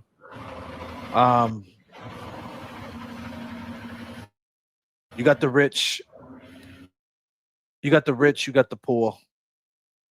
And you just can't think you're better than people. You can't walk around with a mindset thinking that you're better because you just never know. Same people, you talk to on the way up is the same people. Well, the same people you pass on the way up are the same people you're going to kick it with on the way down. You just can't have that mentality where you think you're better, talking shit, being cruel. And more so, this is something special as far as this thing we got going on because it's a generation between 35 and up. And we should know better. We should treat people better. And we should be trying to build and take a look back to go forward and stay on that loop. And it's okay. People talk about the content. Oh, what am I going to talk about? So they rather, divert into drama, shit talk, blogs, over and over again, and then try to justify it with hate. They justify hate. It's so funny. They justify the hate, justify the fuckery, justify why they act the way they act. But there's plenty of things to talk about. And last night was an example of 4 years in the making.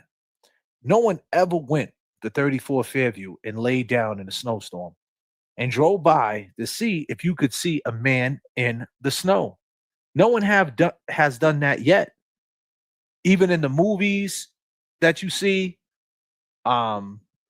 these little date lines, night lines, and chronicles, all these different things, there's nothing. But we brought it to you. And that's not to one up you. That's not to be like, hey, look what we did. Because that's not, I could have did that last year, the year before. But it was time. There's a time and place for everything. And it was wide open, right? And that's what it's all about. It's all about timing. And it was the right time to do it. And it needed to be done. And that conversation needs to be had. Like you can see it. Because the story, when you look at the story of Karen Reed, it's not aging well. If Karen was guilty, the truth would be leaking out, right? And you would be poking holes in her story. But more and more as it goes on, the non-believer's got to start to think, wait a minute, maybe I was wrong. Maybe Karen is innocent, even though she got found innocent in a court of law. But I mean, the perception that they have, the perception that they want to have, that she got away with it. But more and more you look at their story, and the more and more we can stay on that loop and keep going back into their testimony and the Julies and the Jens and the Higgins and the Brian A's and the Chris A. We go back and we look at it. It ages like milk. It ages like milk. In that little video last night, I didn't really say too much when I was playing the video. People were like, JFK, you all right? You're not saying anything. People that watch that live. JFK, why are you so quiet? I introed it. I laid it down. I let my guys speak to it because they're the ones that went out to capture the content. There was no need for me to speak on it. I let them speak on it. I didn't want to hog their shine, number one. Number two, there was really nothing to say. I played the music. I DJ'd it. I laid it down. You seen what you saw. Your eyes do not deceive you. And even if you're a non-believer, your eyes do not deceive you.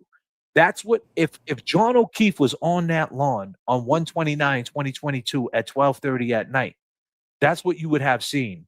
7 people left that house. Let me name them. Let me name them. Can I say who was there? Maddie McCabe, Jen McCabe, the girl Sarah, Julie Nagel, Higgins,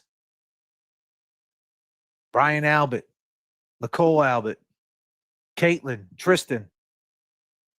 Tristan left and came back and then left again. He left, came back and left again. Still, he's seen nothing. Higgins' truck was parked in front of the mailbox. He's seen nothing. An ATF agent walks outside, doesn't look around. Come on. Of course he looks around. That's what he does. That's what he does. Then there's a blizzard coming. Let me ask everybody this question. When this blizzard was coming last night and you heard that it was going to drop overnight, how many times did you go to your window to look to see how bad it was getting, to see how it was piling up, to just get an idea of what you're up against? How many people looked out the window last night knowing that there's a storm coming, knowing that you're going to get hit, knowing something's going to happen? You're not going to look out the window. Big Bad Brian A. and Nicole never looked out the window because they were too busy getting busy, weren't they? Oh, they were getting busy, right? Please don't go, Nicole. Please don't go, Nicole. Please don't go. Nasty.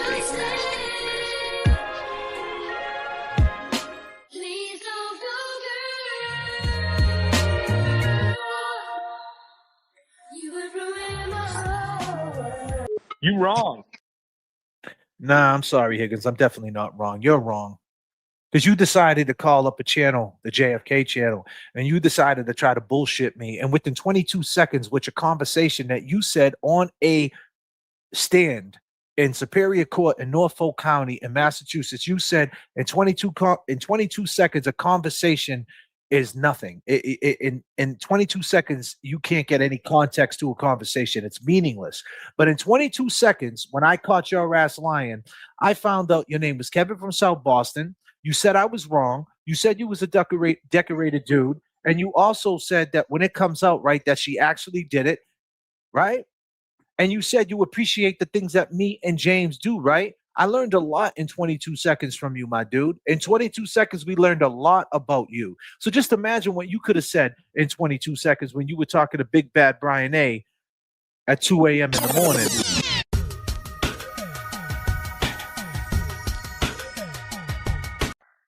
You're rocking with the best. You wrong. I'm definitely not wrong, my brother. I'm definitely not wrong. You're wrong. You're wrong because I met your boy Seaside, Bach, 2 S's in his last name, and that's not by accident. He told me this is what you was always about, right? When you was an arson guy over there, man, lieutenant, part of the arson squad, investigator, you wanted to carry a pistol. You wanted to be the fireman with the gun, right? A fireman with a gun. You know, when you think of a fireman, you think of a fireman with a hose, a big fire truck, a ladder truck, the hat, the big jacket, the boots. No, not you, Higgins. You wanted to be the fireman with the gun, right? You're wrong. Am I? Am I wrong, Higgins? You sure about that there, Kev? You're wrong. You're wrong. That's not what Mark says with 2 S's in his last name on purpose. You know Marky. You know Mark, right? Out there, Cambridge side, Seaside, where you're from, right? Right? But let's talk about the time that you shot that person, right? And he died, right? And you said you were saving somebody. Let's talk about that case. Let's talk about March of 2022, 1 month after this goes down, after you was in a bunch of bullshit with a woman going behind people's back. What do? What do? You don't want to take accountability. You go on match.com. You went to go find your match because you struck out. So you said, let me go light a match. Not a match, would you believe it? A fucking match. You were, I can't make this shit up. God damn. You wrong. God damn. You went to match.com. Of all the places you go, you struck a match. I thought you was an arson specialist or something, You wrong. man. You wrong. I thought you was a lieutenant for the fire department. You wrong. You wrong.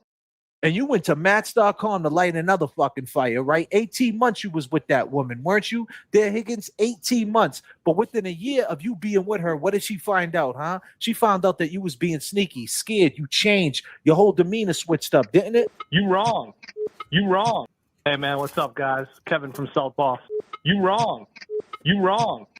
You should have never called my show, man. You should have never. You called the wrong show. You should have called that Ratterall show. You should have called him. You could control that fuck. You can't control me. And listen, man, I'm not saying you did it. I didn't say you didn't do it, but I know what I know, and I have an opinion. And my opinion is, it's funny. You took the words. You took the words right out of my goddamn mouth, Kevin from South Boston. Would you believe it? But if you didn't know, you're rocking with the best. God damn. That's for damn sure.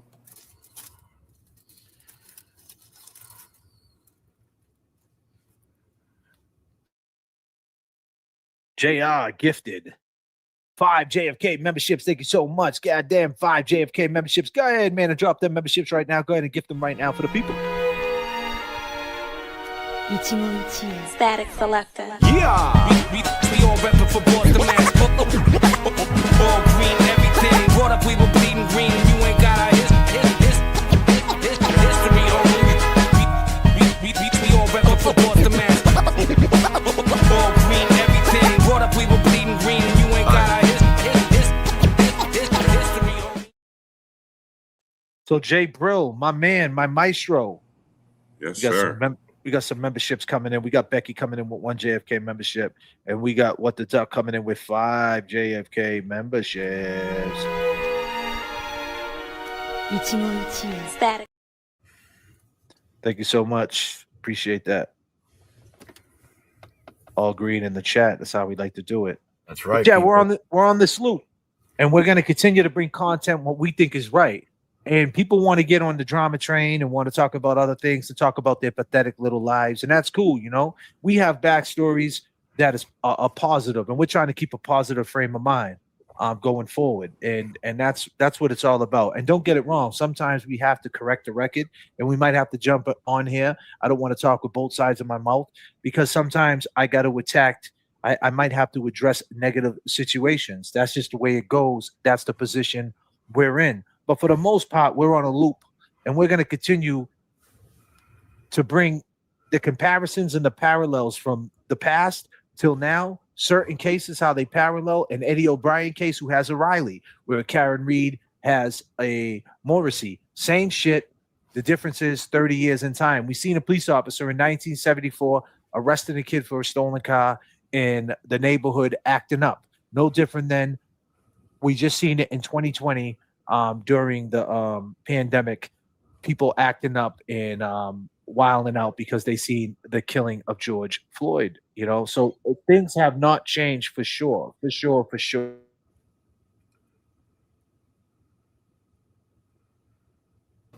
Mute it up.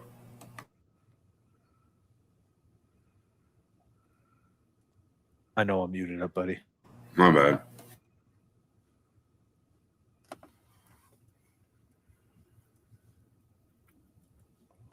Kev, rock the mic real quick. Yeah, I'll tell you. You know, we try to bring a lot of positive stuff to the table over here. You know, I love being a part of the JFK Show Off channel. It's really gotten me to, you know, express my opinion, let's say publicly, You know, we got a good following. J.F.K's got a great following, a lot of great people in the chat. And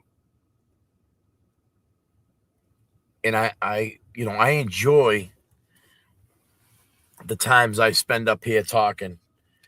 And don't get me wrong. I mean, you know, you've all witnessed it all with us, you know, and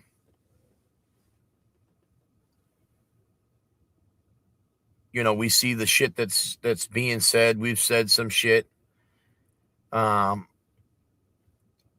It's tough. It really takes away from what the purpose really is. You know, and I think a lot of different channels out there, they all have a special purpose. To see the way that, you know, it's kind of gone to shit in a few areas is tough.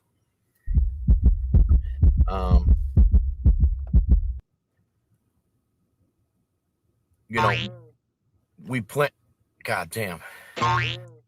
God damn. God damn, what the hell?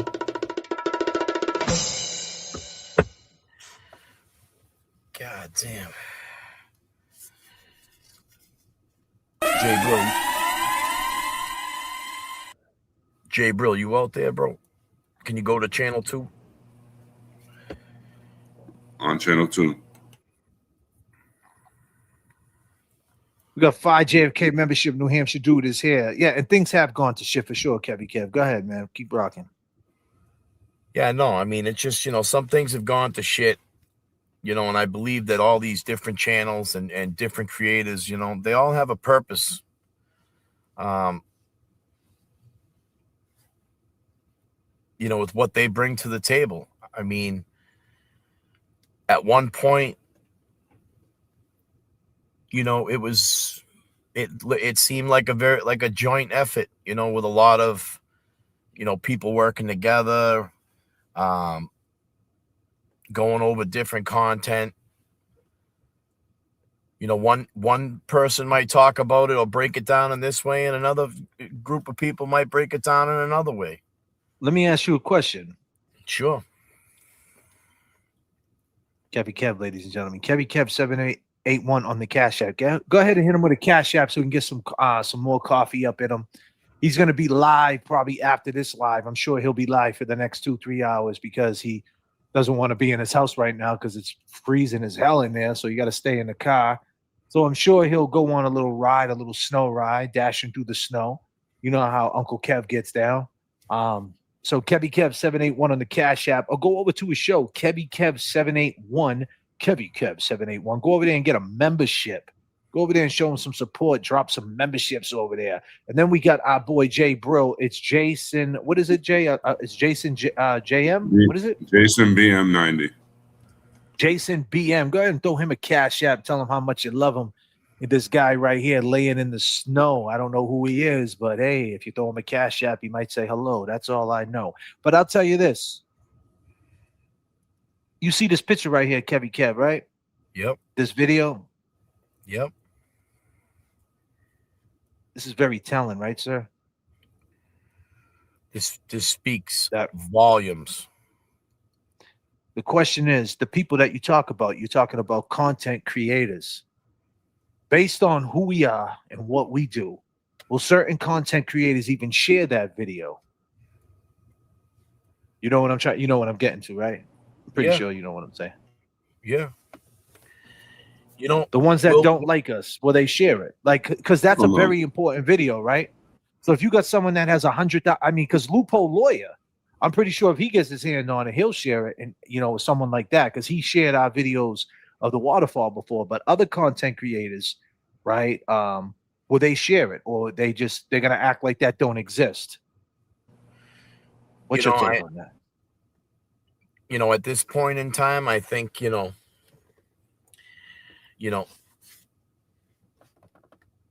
let me put it in my terms, all right? At this point in time, they did a little off-roading. And they don't have good tires, man. They're stuck in the mud. Whether or not they use this content, is on them.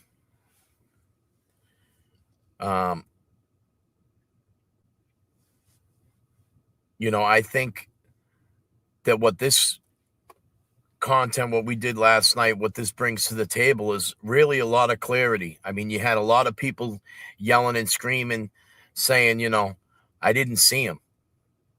I didn't see him. And clearly,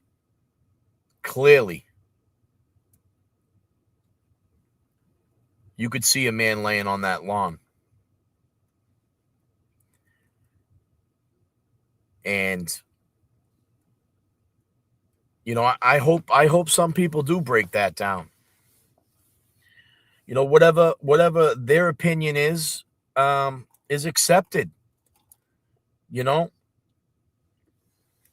It's having the chance to look at something like that, in real time. Like I said earlier, anybody can just lay down on the grass.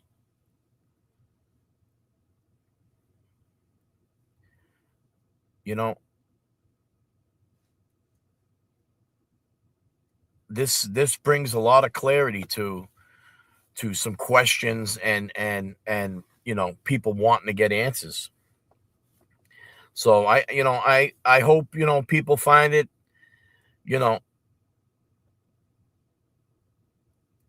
within themselves to put some shit aside. Is it about the negativity? Is it about bashing the next guy? Or is it about justice for John O'Keefe? I think that's what it really boils down to.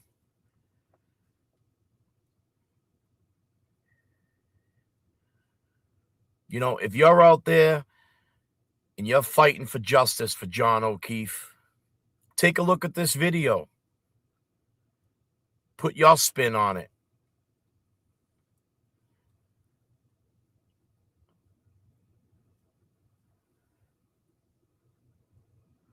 Do your homework.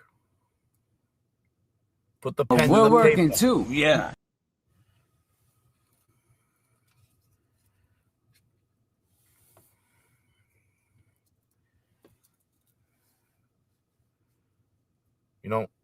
Karen Reed did not kill John O'Keefe. No. And the more and more we go through the past to come to the future, you see how things age, and you kind of get an idea how things are, how things were back then and the way things still are. And one thing for sure is that story aged like milk. And that's the loop, right? And it's a news cycle. Like I said, if you watch ESPN, they're talking about the Celtics, they're talking about the Bruins, they're talking about football, they're talking about boxing, whatever it might be, it's on a loop. The papers, same thing. Magazines, same thing. Don't be afraid on your live to loop around and have conversation. Sometimes things loop back. When you're on a live stream and you're going for 3, 4, 5 hours, you might start something in the first hour mark and, and then go into something in the second hour mark. And in the third hour, you could go back to what you talked about in the first hour. You know what I mean? It's okay. As long as if you're trying to tell the truth, you're trying to put awareness, it's okay. And I think the chat understands that. And I just feel that people just try to justify on why they gravitate towards the drama and this pocket. So if you're going to share videos, because you guys love to share when we talk shit about you, you love to share when we make mistakes, you love to share when we have certain hats on, you love to share us when we correct ourselves, when we try to correct the record. Let's see if you share this fucking video. Let's see if you guys will put a positive message of a person laying in front of 34 Fairview, 6'2", same size as John O'Keefe. Let's see if you share that. I agree because with everything that's going on, like last night, we didn't jump on a live last night. Now, I didn't bring my bucket of rocks.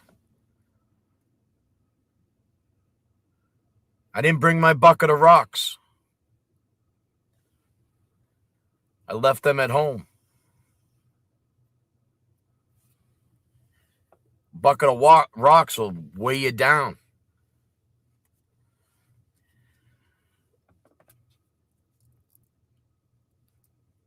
what we did was we brought something positive. We brought something positive to the stage. We wanted to share it with all the long gamers, all the people that are dedicated, and all the people that want answers. We put the bullshit aside. We left our rocks at home. Well, we don't need you to share it though either. So be clear. We don't care if you share it or not. But it's just the point we're making. You're going to say it's AI. You're going to say it's fake. You're not going to give credit. And we're not looking for credit. Be clear. This is about Karen Reed. This is about the open conversation of stories that we can dig into that age like milk. And by doing that video right there, it shows you how inconsistent the story of the McAlberts is. It aged like milk. It's no good. I know I keep saying the same thing over and over again, but that's just the perfect way to put it. All right. It didn't age too well. Point blank, period. Would you believe it? Would you by believe doing it? something and by doing something like that, that's what it proves. And it's no different when we talk about Adi, the guy who lost the key, the guy who was in front of the house, the guy who had a session on, had his hair combed in a heat wave. All right. It's two different stories, right? With Eddie O'Brien, it was a heat wave. It was a beautiful 90-degree night in Boston. Some people don't like it hot like that. Other people take that as a vacation, right? A little vacation on their front stoop, on their stairs. It was like a vacation in Somerville, Mass. But this situation is a blizzard. Two different situations, but the same thing. Third-party culprits.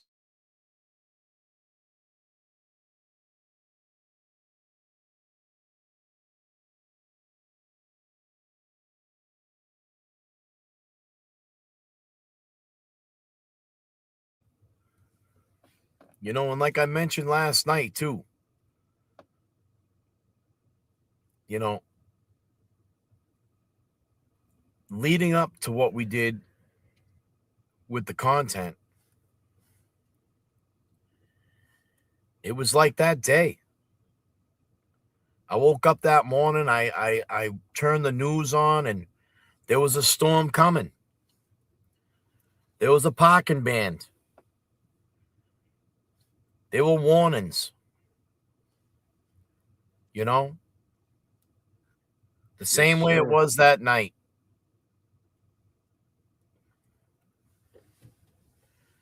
Yeah. Like I said, it's the tale of two stories that parallel each other.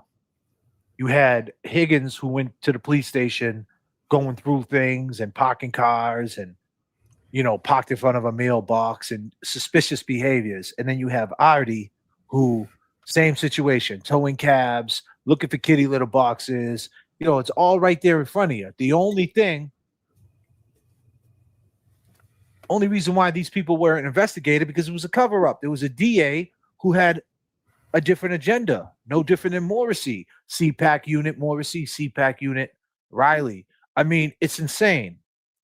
But you have to poke holes in the story to expose how the story ended up aging. And when you look at the Eddie O'Brien story, if you take the time to pay attention, first grade, sit down, just pay attention, and you will pass the class, you will say, wow, this story is wild. What didn't it come out 30 years ago? Luckily for Karen Reed, she didn't have to go through that. But best believe, trust and believe that if she got found guilty, she would be in the same situation as Eddie. She might not have done 30 years, but who knows? She might have. Until she finally got another crack at it. So, like I said, we got to go back. You see 1974. You seen the inner city of Boston. Massachusetts has a lot of diversity. It's a tough place in certain areas. And there's certain people who think they're better than everybody else. Canton people think they're better than the Stoughton people. The Malden people think they're better than the Everett people. The Lynn people think they're better than the Salem people.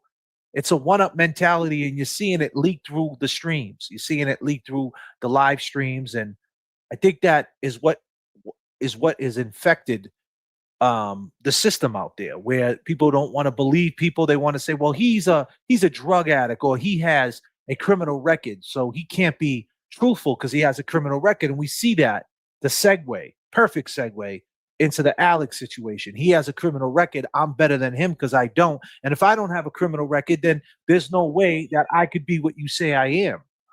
Right. And I don't know if I agree with that. You know what I'm saying, Kevy Kev? I do. I don't agree with it either.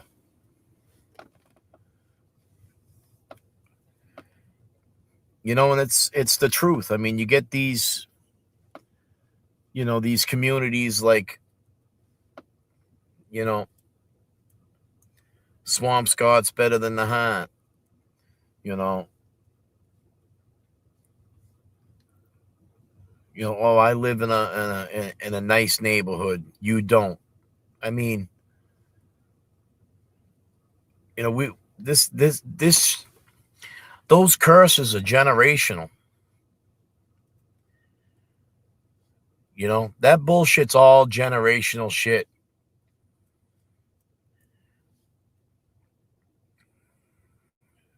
You know, some people grow up with a pool in their backyard and some people go to the public pool. Does that make you a bad or a different person?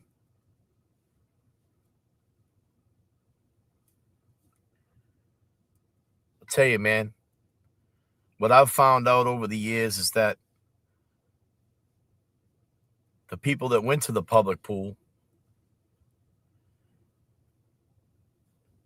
they had lessons in awareness. The people that left the stoop and walked downtown,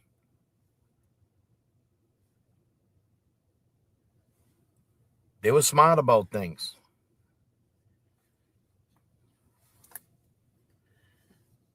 That person that stays on that street, never leaves their yard, they get nervous downtown. They get Indeed, nervous, my brother. They get nervous to drive a bus.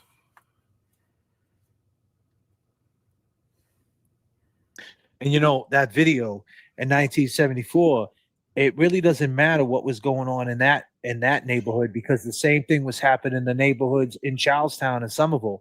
And when them kids get locked up, them juveniles, they all meet in juvenile detention. And there's no color in juvenile detention. You're just a DYS kid locked up. Yep. You're a part of the system. You're a part of the system. And that's what was going on in 74. That was going on in 94, 84, 2004, 2024, until infinity. This is what's going on, the system, right? And the way and the difference that we've seen the calm demeanor of the police because they weren't trigger happy right there. Now they're programmed to be trigger happy. If they're a criminal, it's the one up. And then we're seeing people be trigger happy on Twitter, trigger happy on Facebook, or trigger happy on Instagram with their fingers, and they're quick to pass judgment on people and spin a narrative. And that is crazy. And the public perception of it all. And it was like that for Karen for a long time. She's drunk. She killed him. She left him to die. And they thought that was going to go until, people stepped up and decided, no, we're not going to let that go. We know what we know. And by this video that we showed that has never been seen, that you've never seen at all, this never been done, like I said, which is crazy when you really think about it. There you go. I mean, there you go. There you have it. I mean, so all you non-believers out there, I want you to explain that. I want you to explain that. If you can explain that, then okay. So it's the reason why things are the way they are, right?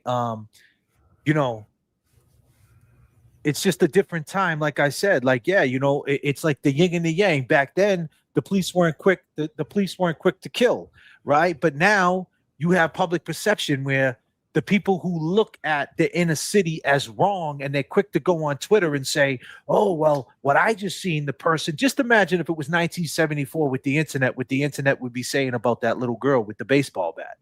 Think about it. You know, they would. I don't know if you've seen it, Kevy Kev. You was on your live, but Jay Brill seen it. Jay Brill seen it, right? Jay Brill. Yeah, I saw it. Just imagine what they would have said about her. They would have said her mother's no good. Her mother's on drugs. Look at this neighborhood. It's no good. They would have been quick on the trigger fingers, on the Twitter fingers, pulling the trigger. The public perception spinning the web. But, you know, you can't have that mentality. Every situation is different, for sure.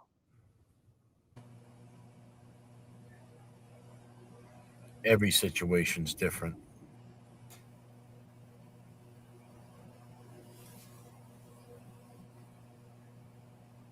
So, Jay Brill, the segue into that about how now, just because you have a criminal record doesn't mean that you can't speak your truth and, you know, that you can't change and that bad things could happen to somebody. And a lot of people spun a narrative. They were quick on their trigger fingers to say that Alex was no good. He beat old men up. He did bad things. He wasn't truthful. He's a liar. He's teamed up with Meredith to kill a rat. Yeah, to kill a rat. Perfectly said. We all put our pants on the same way. We are all equal. Yeah, for sure. But to me, it's just like, you know, it's at this point, I don't even think it's about color. I think it's just about, you know, people who think they're better than people. You know, hey, you're a Christian, I'm a Catholic. You make $100,000 a year, I make $150,000 a year. You know, you got a Kia, I have a Hyundai. Like just the mentality of the one up. You know, you rent. Oh, I bought a house. You know, just that mentality, and not really understanding. In the end, what's broken is the system. And I think that it doesn't matter how rich you think you are. If you have children, you have grandchildren, your kid could get caught up in the system. Whether they go on drugs, it's jail, institution, and death. If they go on drugs, they're going to be in institutions. It might not be prison, but it will be institutions. And then, you know, it's death. And that's it. And if you have cancer, if you have something like that, how are you going to pay for it with health insurance? I mean, my guy, Kevy Kev, broke it down one time perfect. He said you can have a paper route and they still want you to pay health insurance. God, you know, man. so exactly. So I mean, like, just imagine if you have an aggressive cancer, who's going to pay for the treatments? You know what I mean? It's crazy. And it's back to jail, institution, and death. And it's back to the mentality thinking you're better, because when these type of things happen, when bad things happen, that's when you drop that ego. That's when you stop thinking you're better and you start understanding people. You start looking at the guy at the Waffle House who don't have any money. You start looking at him different. You start looking at the person who's struggling across the street from Speedway, you know, asking for change. You start looking at things different because now your situation becomes different. But you should be looking at it like that before things get bad. If things are good, you should be looking how to give, because the only way to keep it is to give it. For sure. That's right.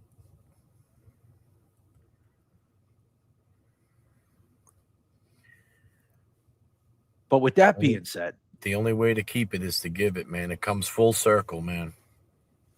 Yeah.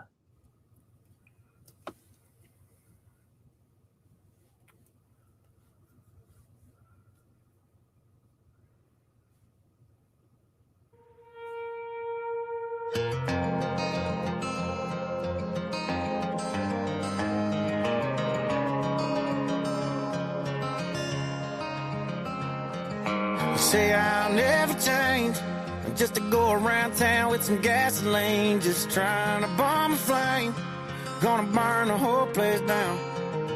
How do you explain ever falling in love with a guy like me in the first place, and turn around and say that I'm the worst thing? I guess I'm the problem, and your mess never do no wrong. If I'm so awful, then why'd you stick around this long and if it's the whiskey? And why you keep on pulling it off the shelf? You hate the way you look at me, you halfway see yourself, and it got me thinking, if I'm the problem, well, you might be the reason.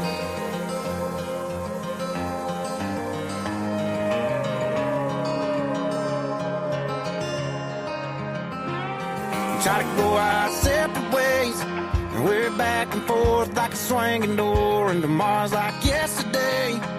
Some days better than the night before, and you're back with me again.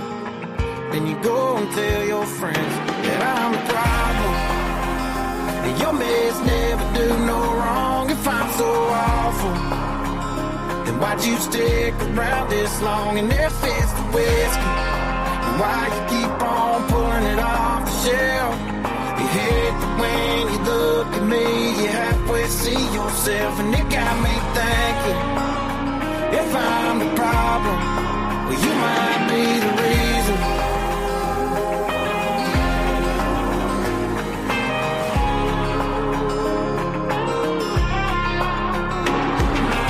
If I'm such a waste of breath, such a waste of time, then why are you on your way to waste another Friday night? If I'm the problem, and your mess never do no wrong. If I'm so awful, then why'd you stick around this long? And if it's the whiskey, then why you keep on pulling it off the shelf?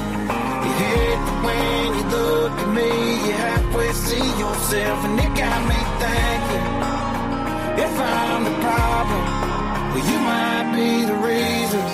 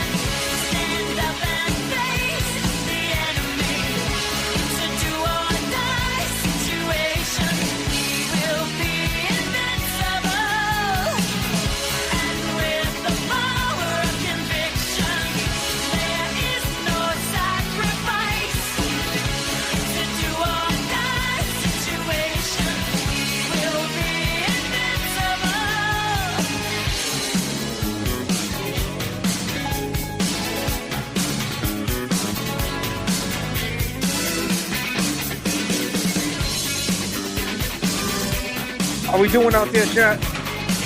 Man, J.F.K is still here. Yes.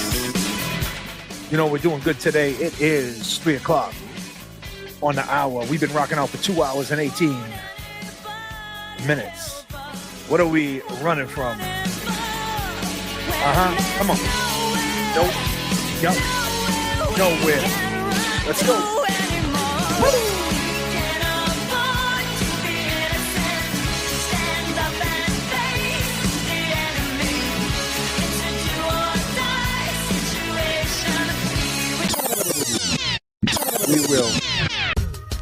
We will. God damn. We will.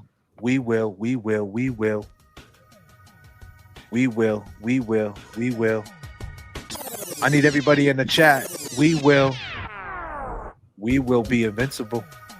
We. We will. We will. We You will. will. Everybody in the chat.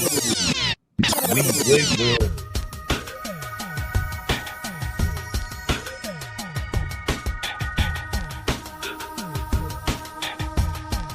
Let's go, people. Yes.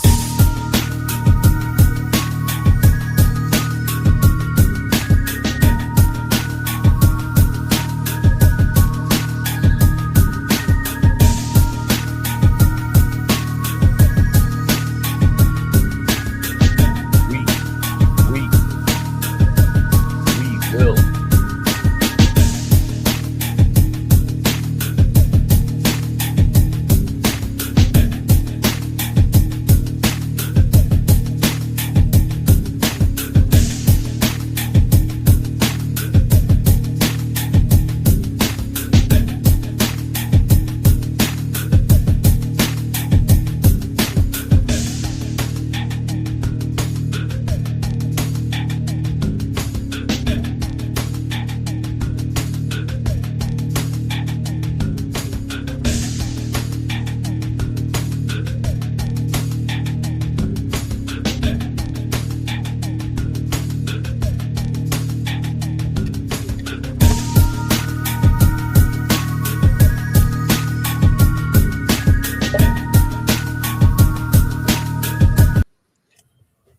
There's a lot of stuff here, Jay, bro. Like, I can't just, like, what do you want me to do with all this stuff that you sent me? I got to No, I'm just download this sending and all you this. that. I got a version that I'm gonna read of it. All right, go for it, man. Jay Bro got some breaking news, man. Pay attention, people. Breaking news, people. So I got a call from Alex, and he's like, "Yo, is that turtle still alive?" I said, "What do you mean?" He said, "He swore on his life that I'm lying." I said, "You got the results?" He said, "Yeah, I got the results and I passed." And then he sent me this from that statement I just sent you. It says that the chart of the test was evaluated by numerical scoring consistent with international standard scoring and evaluation procedures, resulting in the following professional opinion. The subject's answers to the relevant test questions, which resulted in no deception indicated, means 1. The test psychophysiological data was stable and interpretable according to the established scoring criteria. Numerical scores meet the decision threshold for statistically significant presence of a psychological response not correlated with deception. And 3, the that word's big. Psychophysiological response were analyzed in accordance with peer review and validated scientific methods that found them to be within ranges scientists consider to be truthful. Sorry for all my mistakes. So Alex wasn't lying. Would you believe it? Now, this thing that you sent me right here, this PDF thing. Yep. Can I share that? Yep. All right. So what I'm going to do is, right? All the personal information from the victim and the suspect is out of it. So the redacted version, right? Yep. It's the redacted version. And yeah, you sure about that though? Before I share it, I got permission from both of the people that I needed to get permission from. Yes. And all right. So the video was already paid for, so we're waiting for that too. All right. So anybody that wants to read it, it's right there. It's pinned to the top. You can download it yourself. If anybody wants to go and read it, it's right there. It's pinned at the top. Why don't you go ahead and intro what's pinned at the top? And when I say intro, I mean just talk about what is in that link at the top, Jay Bro. That is the test results redacted with all of the people's pertinent information. So that's all the test results right there. So that's the test results on the lie detector test. Ladies and gentlemen, he took a lie detector test. He passed it. There's going to be a video. We're going to talk about this more. There's a lot coming in. We're in a blizzard. We went out. We did the John O'Keefe video. Now this came in all at the same time, and that's usually how it happens, right? Kev, everything just happens at the same effing time. That's right. And you know what I got to say about this. Go ahead, brother. You all caught up? Party, you all caught up. Why did you lie? You're a third party culprit. It all happened in July of 95. Come on, come on. It is sad, nobody heard the screams. You went in a house on a murder scene. All caught up. Artie, what about the key? Why was you on Boston Street?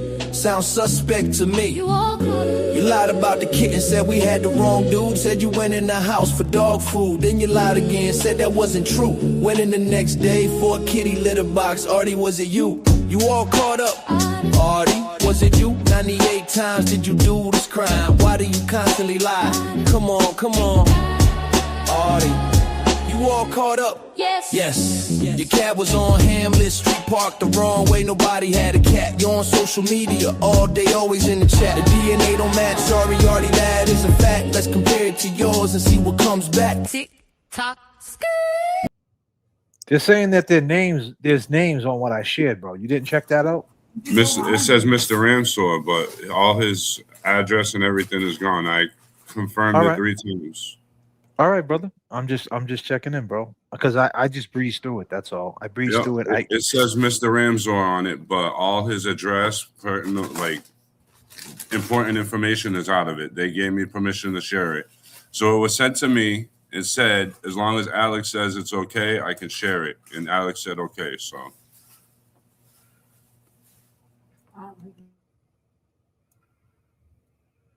Well, Free Kelsey. Okay, just letting you know, making sure. Well, Free Kelsey, do me a favor. Grab the shovel and go get the rest of the stairs, will you? Calm the fuck down. God damn, I Kelsey. went in about 4 or 5 hours after to get the kitty litter box and the kitten. Artie, you all caught up. Why did you lie? You're a third party culprit. It all happened in July of 95. Come on, come on. It's a joke.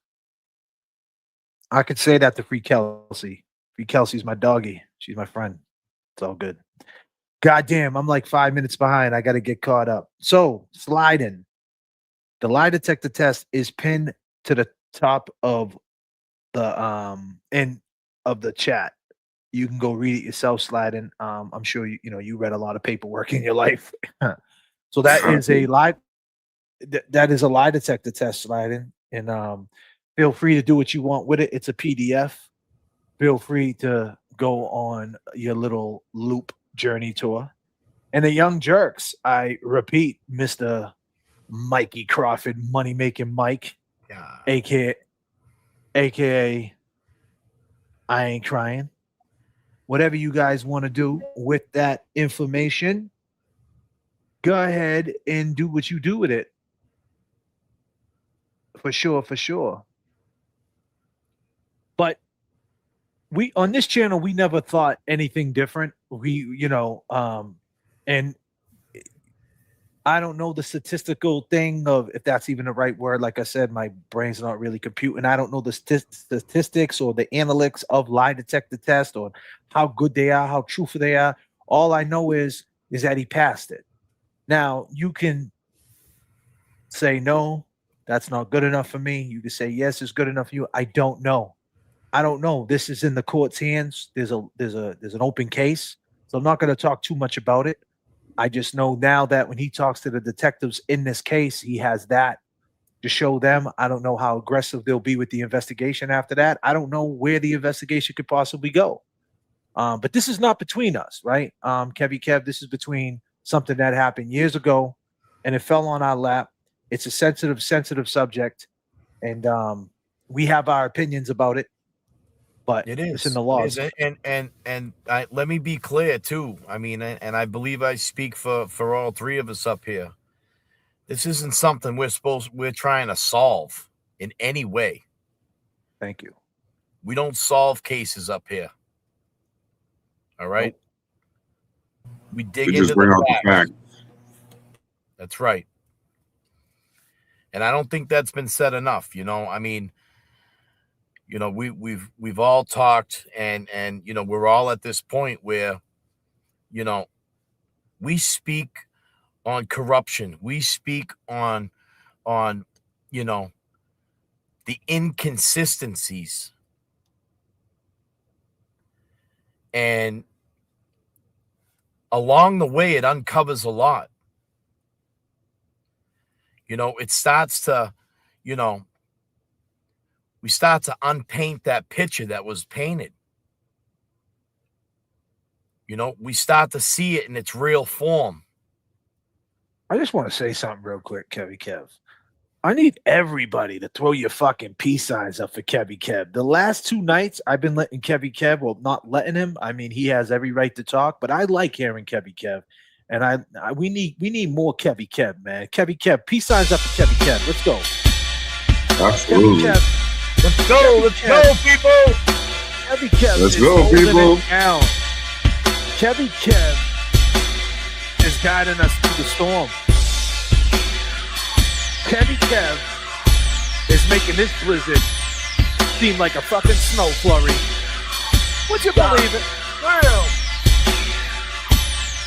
Really, Kevy Kev. Buckle up, people. Buckle up.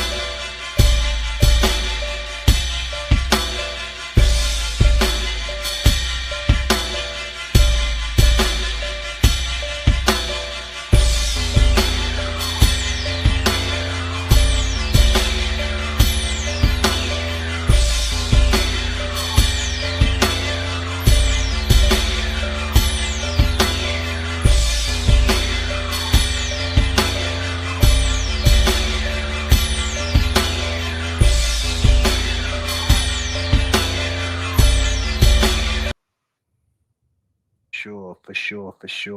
Kev Crew, go over there and go check out his channel, Kevy Kev 781 over there on YouTube. Become a member today. Make sure you throw him a cash app and tell him what a good job he's doing today. He's open 24 hours a day, so there's no rush. My man Jay, brilliant, holding us down, always bringing the facts. Make sure you go ahead and throw him a cash app. Go ahead and drop that one time for him, Jay, bro. Jason BM90. Thank you guys. And you guys know J.F.K. show off on the Cash App and the Venmo. We're open 24 hours. Whatever your vice might be, we appreciate your time. We are here. So, Alex, lie detector came back truthful. Holy shit. Wow. Would you believe that? Oh, I believe it. I believe it. Wow. We all had a feeling that it would come back truthful, so it's nothing new to us. What the Duck is here. The mod is here. The Mama Duck, a mod of them all. And Norman Corey is here, of course. And we have Making Changes is probably still sleeping because it's only 3 p.m. He doesn't get up until 6. Josie, she's on a vacation far away. She's probably in Dominican Republic on the beach. And yeah. And don't forget about Natalie D holding us down, the one and only Natalie D. Thank you, Natalie. The mods, peace signs up for the mods. If it wasn't for the mods, we couldn't do our job correctly. For sure. For sure. For sure. Yeah, shout out to everybody in the chat. We got Chimmy. I seen Chimmy was on the James Jackson of the layover yesterday. That was cool. That was nice. This nice little. I see Renee up there with James Jackson. I don't know. Did James Jackson tell you should he wear the 2? Should he wear the 3s or the 4s? You know, James Jackson, when he wakes up in the morning, he's conflicted for about 2 hours. Should he wear the 3s or should he wear the 4s? Should he wear the Air Max 90s or should he wear the 87s? Goddamn, James Jackson. Does he put the hat on first? That's the question. Does he have to match the sneakers to the hat? I would hope so.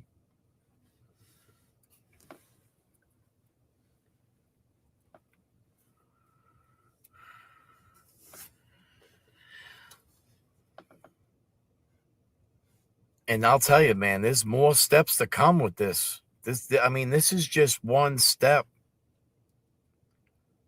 This is just like, and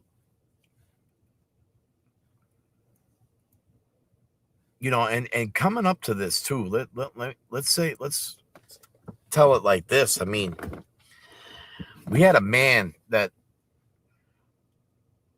come up on a platform and showed his face right away and said something's wrong over there.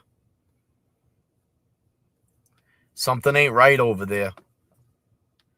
And you people need to know.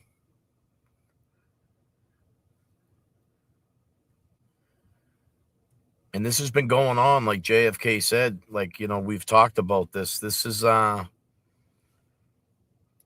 issue between two people that has been going on a long time.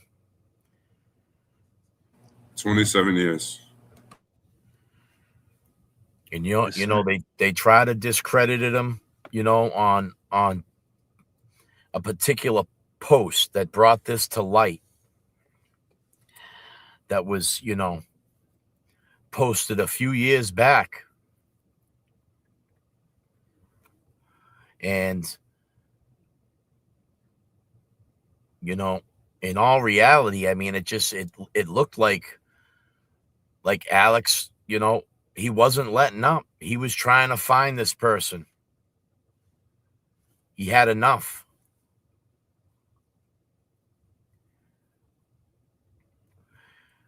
And he spoke, man, like a man. Yeah, he did. He even took it as far to go into Ray from Dallas's chat the other night. Yeah. Yeah, he's got nothing to hide. He's sick of hiding. So now he's got nothing to hide. And it's these steps that have been taken, man, they're only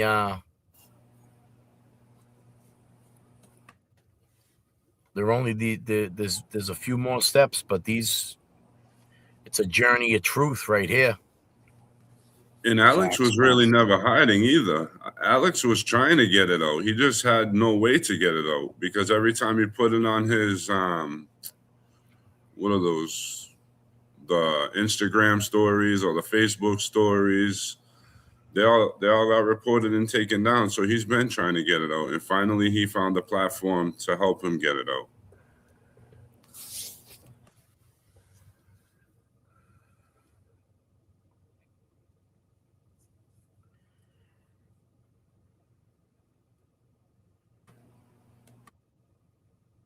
God bless Alex.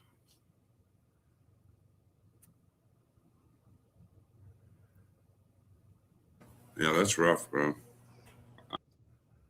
You said in his shoes. You said it right. He was looking to get it out. He didn't have a platform. And it happened the way it happened. Sometimes it goes down like that. Sliding a lighting and says, "Yeah, that shit's official, JFK, for sure." Here we go. Here we go. Here we go, as the tune starts to move with the back. Yes. 1, 2, 3, if this is OJ, the great switch to move your pretty yes. They got so jam, it's about to slam with some notes from the big as I keep what's really going on with your reminisce. A Saturday morning, just getting up with the hangover, smelling like I fucked. I really can't remember cause I'm still kinda faded. So I close my eyes and thank God that I made it. Now I'm getting flashbacks of some OJ with a green glass, says Tangeray. Took it to the head, got the jam with the quickness. Now I need a bit so I can handle my business. What do you know? A freak's in my ribs. Throw her on the floor, suck it in a tape. She's screaming and she's screaming and she's screaming, getting hoarse. But then my brother done nothing that was that, so kick the chorus. Here we go, when the tune starts to bloom with a back. Yes. 1, 2, 3, if this is out. I blocked someone that didn't say bad stuff. What the duck? Fix it. Who'd I block? The breaks with the yes. The ghetto jam is about to slam with some notes from the niggas. As I keep what's really going on with your reminisce. My homies are down, chilling in the hood, but them hood bitches, well, they ain't no good. They say the hood chicks, they ain't no good. God damn. To the other man, well, she might be some good cat, but homies in the hood label her as a hood rat. She's scandalous, so those with game can fuck. And Bruce, he'll clown your ass real fast if you're quick to love. But when you're in that thing. How we doing out there, Chad? It's the Blizzard. Blizzard wins. I know you're out there bugging out. You know, I just say, let's just stay focused. We don't need to self-sabotage and go down to zero to have compassion. Compassion is a superpower. You have compassion and you feel something in your gut, you feel something in your mind, and certain things, kind of tear you up or, make you look at things from the shoe on the other foot mentality. That's not a bad thing. That's a power. Embrace it and do something about it. You don't have to follow anybody and think that you have to be part of some type of clique or some type of loyal to some type of bullshit.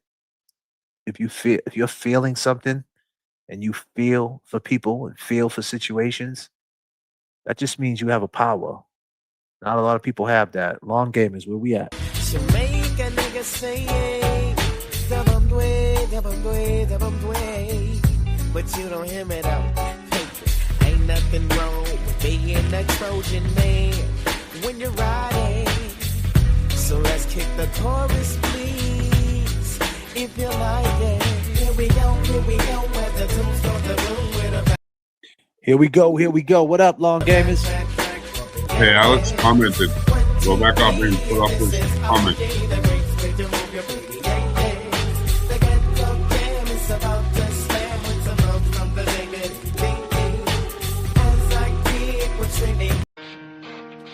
We got Alex in the chat.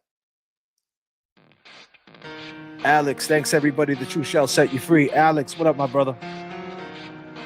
What up, Alex? Everybody in the chat. Alex is here. If you want to say something to Alex, go ahead and say it now. It starts with 1.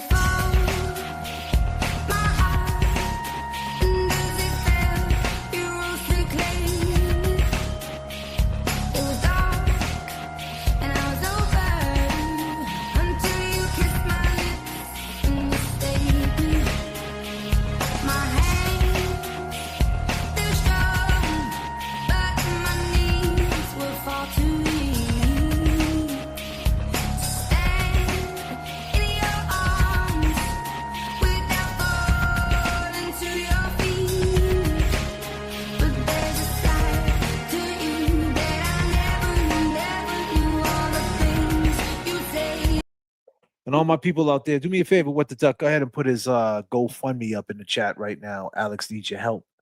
Alex is going through some tough times. If you have something you want to give to Alex, go ahead and do it now.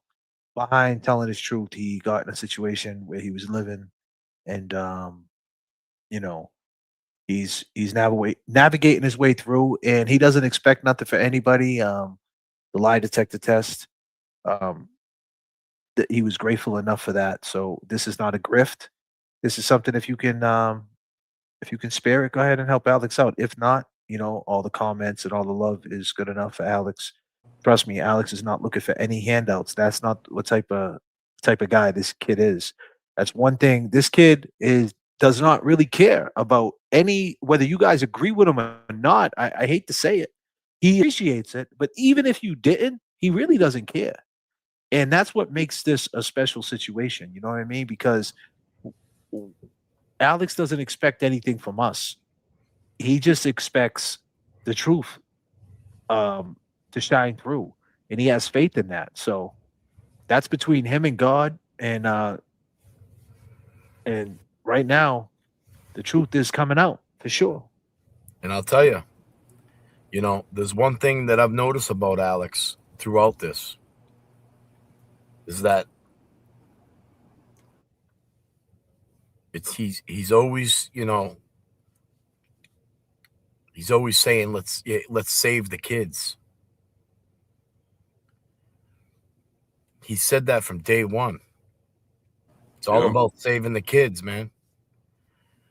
Now you could take that any way you want to take that. But Alex's story,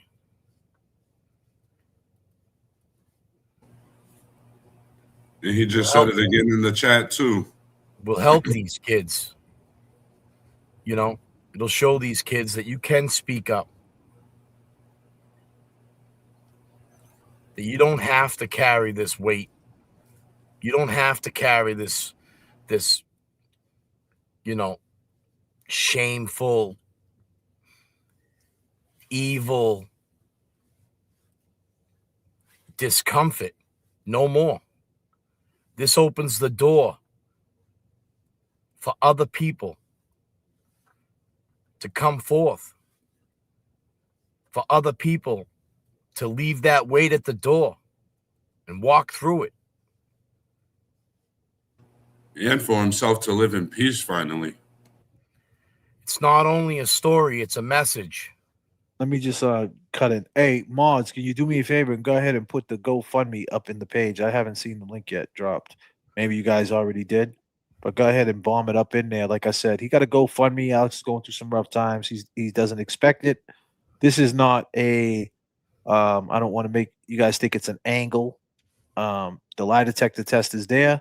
If you guys had any doubts in Alex, and rightfully so, you could have had doubts.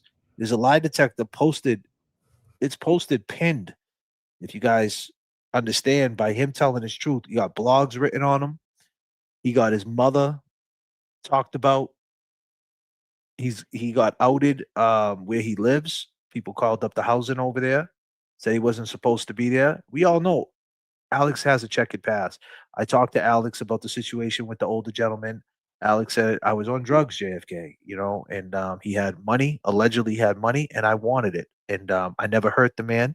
Um, the reason why he didn't get no time, ladies and gentlemen, for that is because number one, the gentleman passed away, unfortunately. But even if the gentleman passed away, there would have been pictures of the gentleman beat up. If he was beat up, like is being alleged, people are saying that he beat him up. Obviously, if he was beat up, there would have been pictures of him. And whether he died or he didn't die, God bless that man who passed away. R.I.P. By the way, they would have still pushed the case.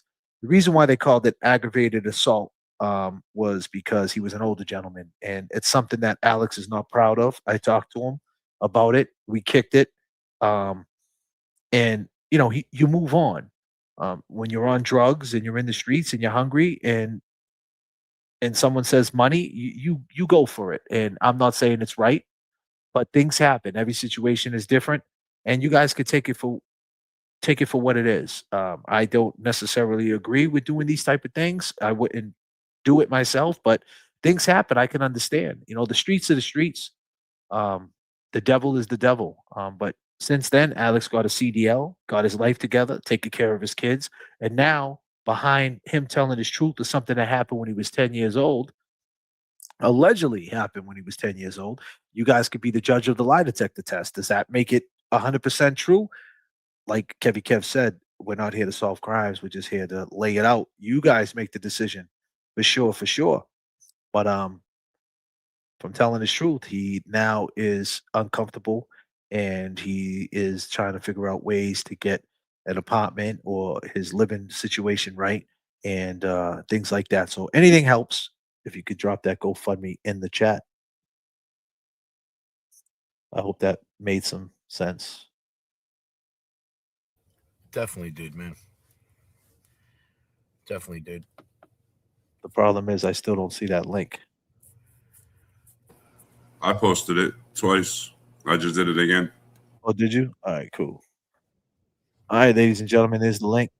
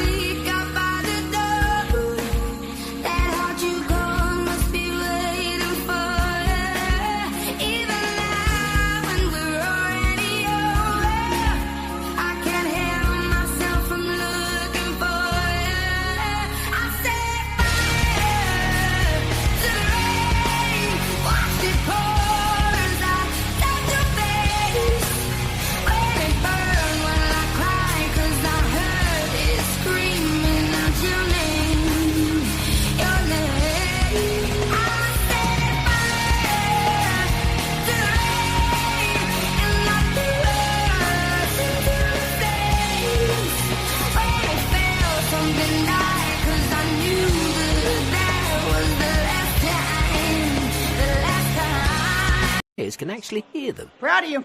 But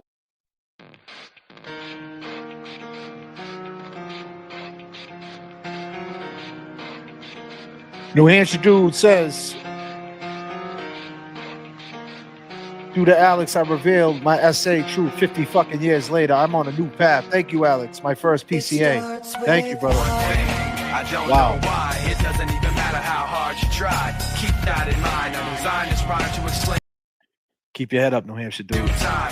All I know, time is a valuable thing.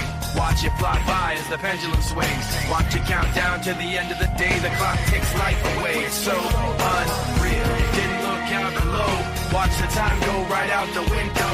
Trying to hold on to didn't even know or wasted it all just to watch you go. I kept everything inside and even though I tried, it all fell apart. What it meant to be will eventually be a memory of a time I tried so hard and got so far. But in the end, it doesn't even matter. I had to fall to lose it all. But in the end, it doesn't even matter. One thing, I don't know why.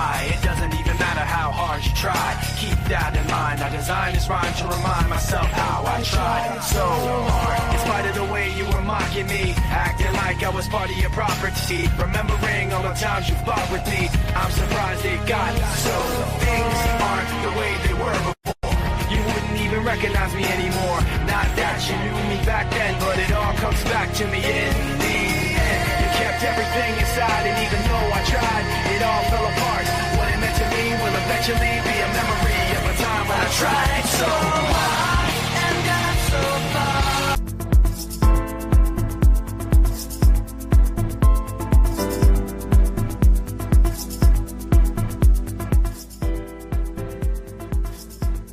Yes. It's been a crazy afternoon. We've been rocking for 2 hours and 55 minutes. Kevy Kev, what you got to say? My electricity just came back on. My electricity, it just came back on, man. That's a beautiful thing, my brother. Yeah, street lights are working and shit. Look, and everybody else is... Looks like they're getting active again. Just wanted to say, man, I'm going to bounce off, man. Glad to be a part of this channel. You know? And it's where it's at right here. You're rocking with the best. So listen, people, I'm out.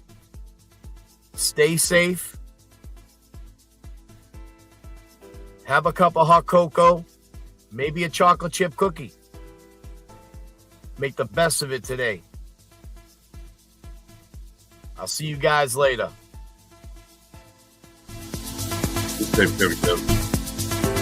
Peace out, brother.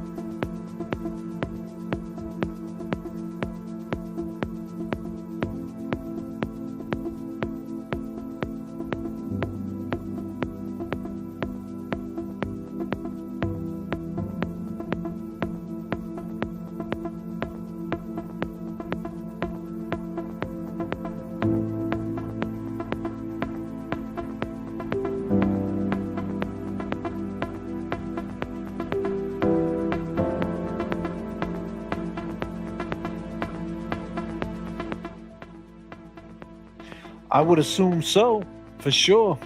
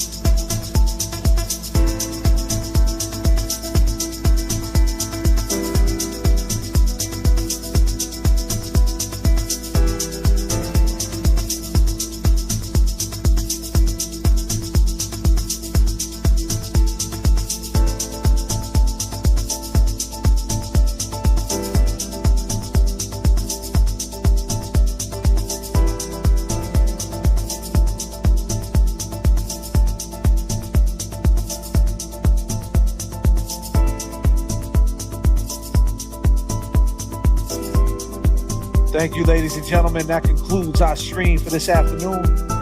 I go by the name of J.F.K. I go by J. Brillon. I appreciate your time, ladies and gentlemen. We'll see you next flight, maybe tonight. Lock in tonight, maybe 10 p.m., 9 p.m. tonight. We'll be back. Peace and love. Peace and love, people. Stay safe, J.F.K. We'll see you later.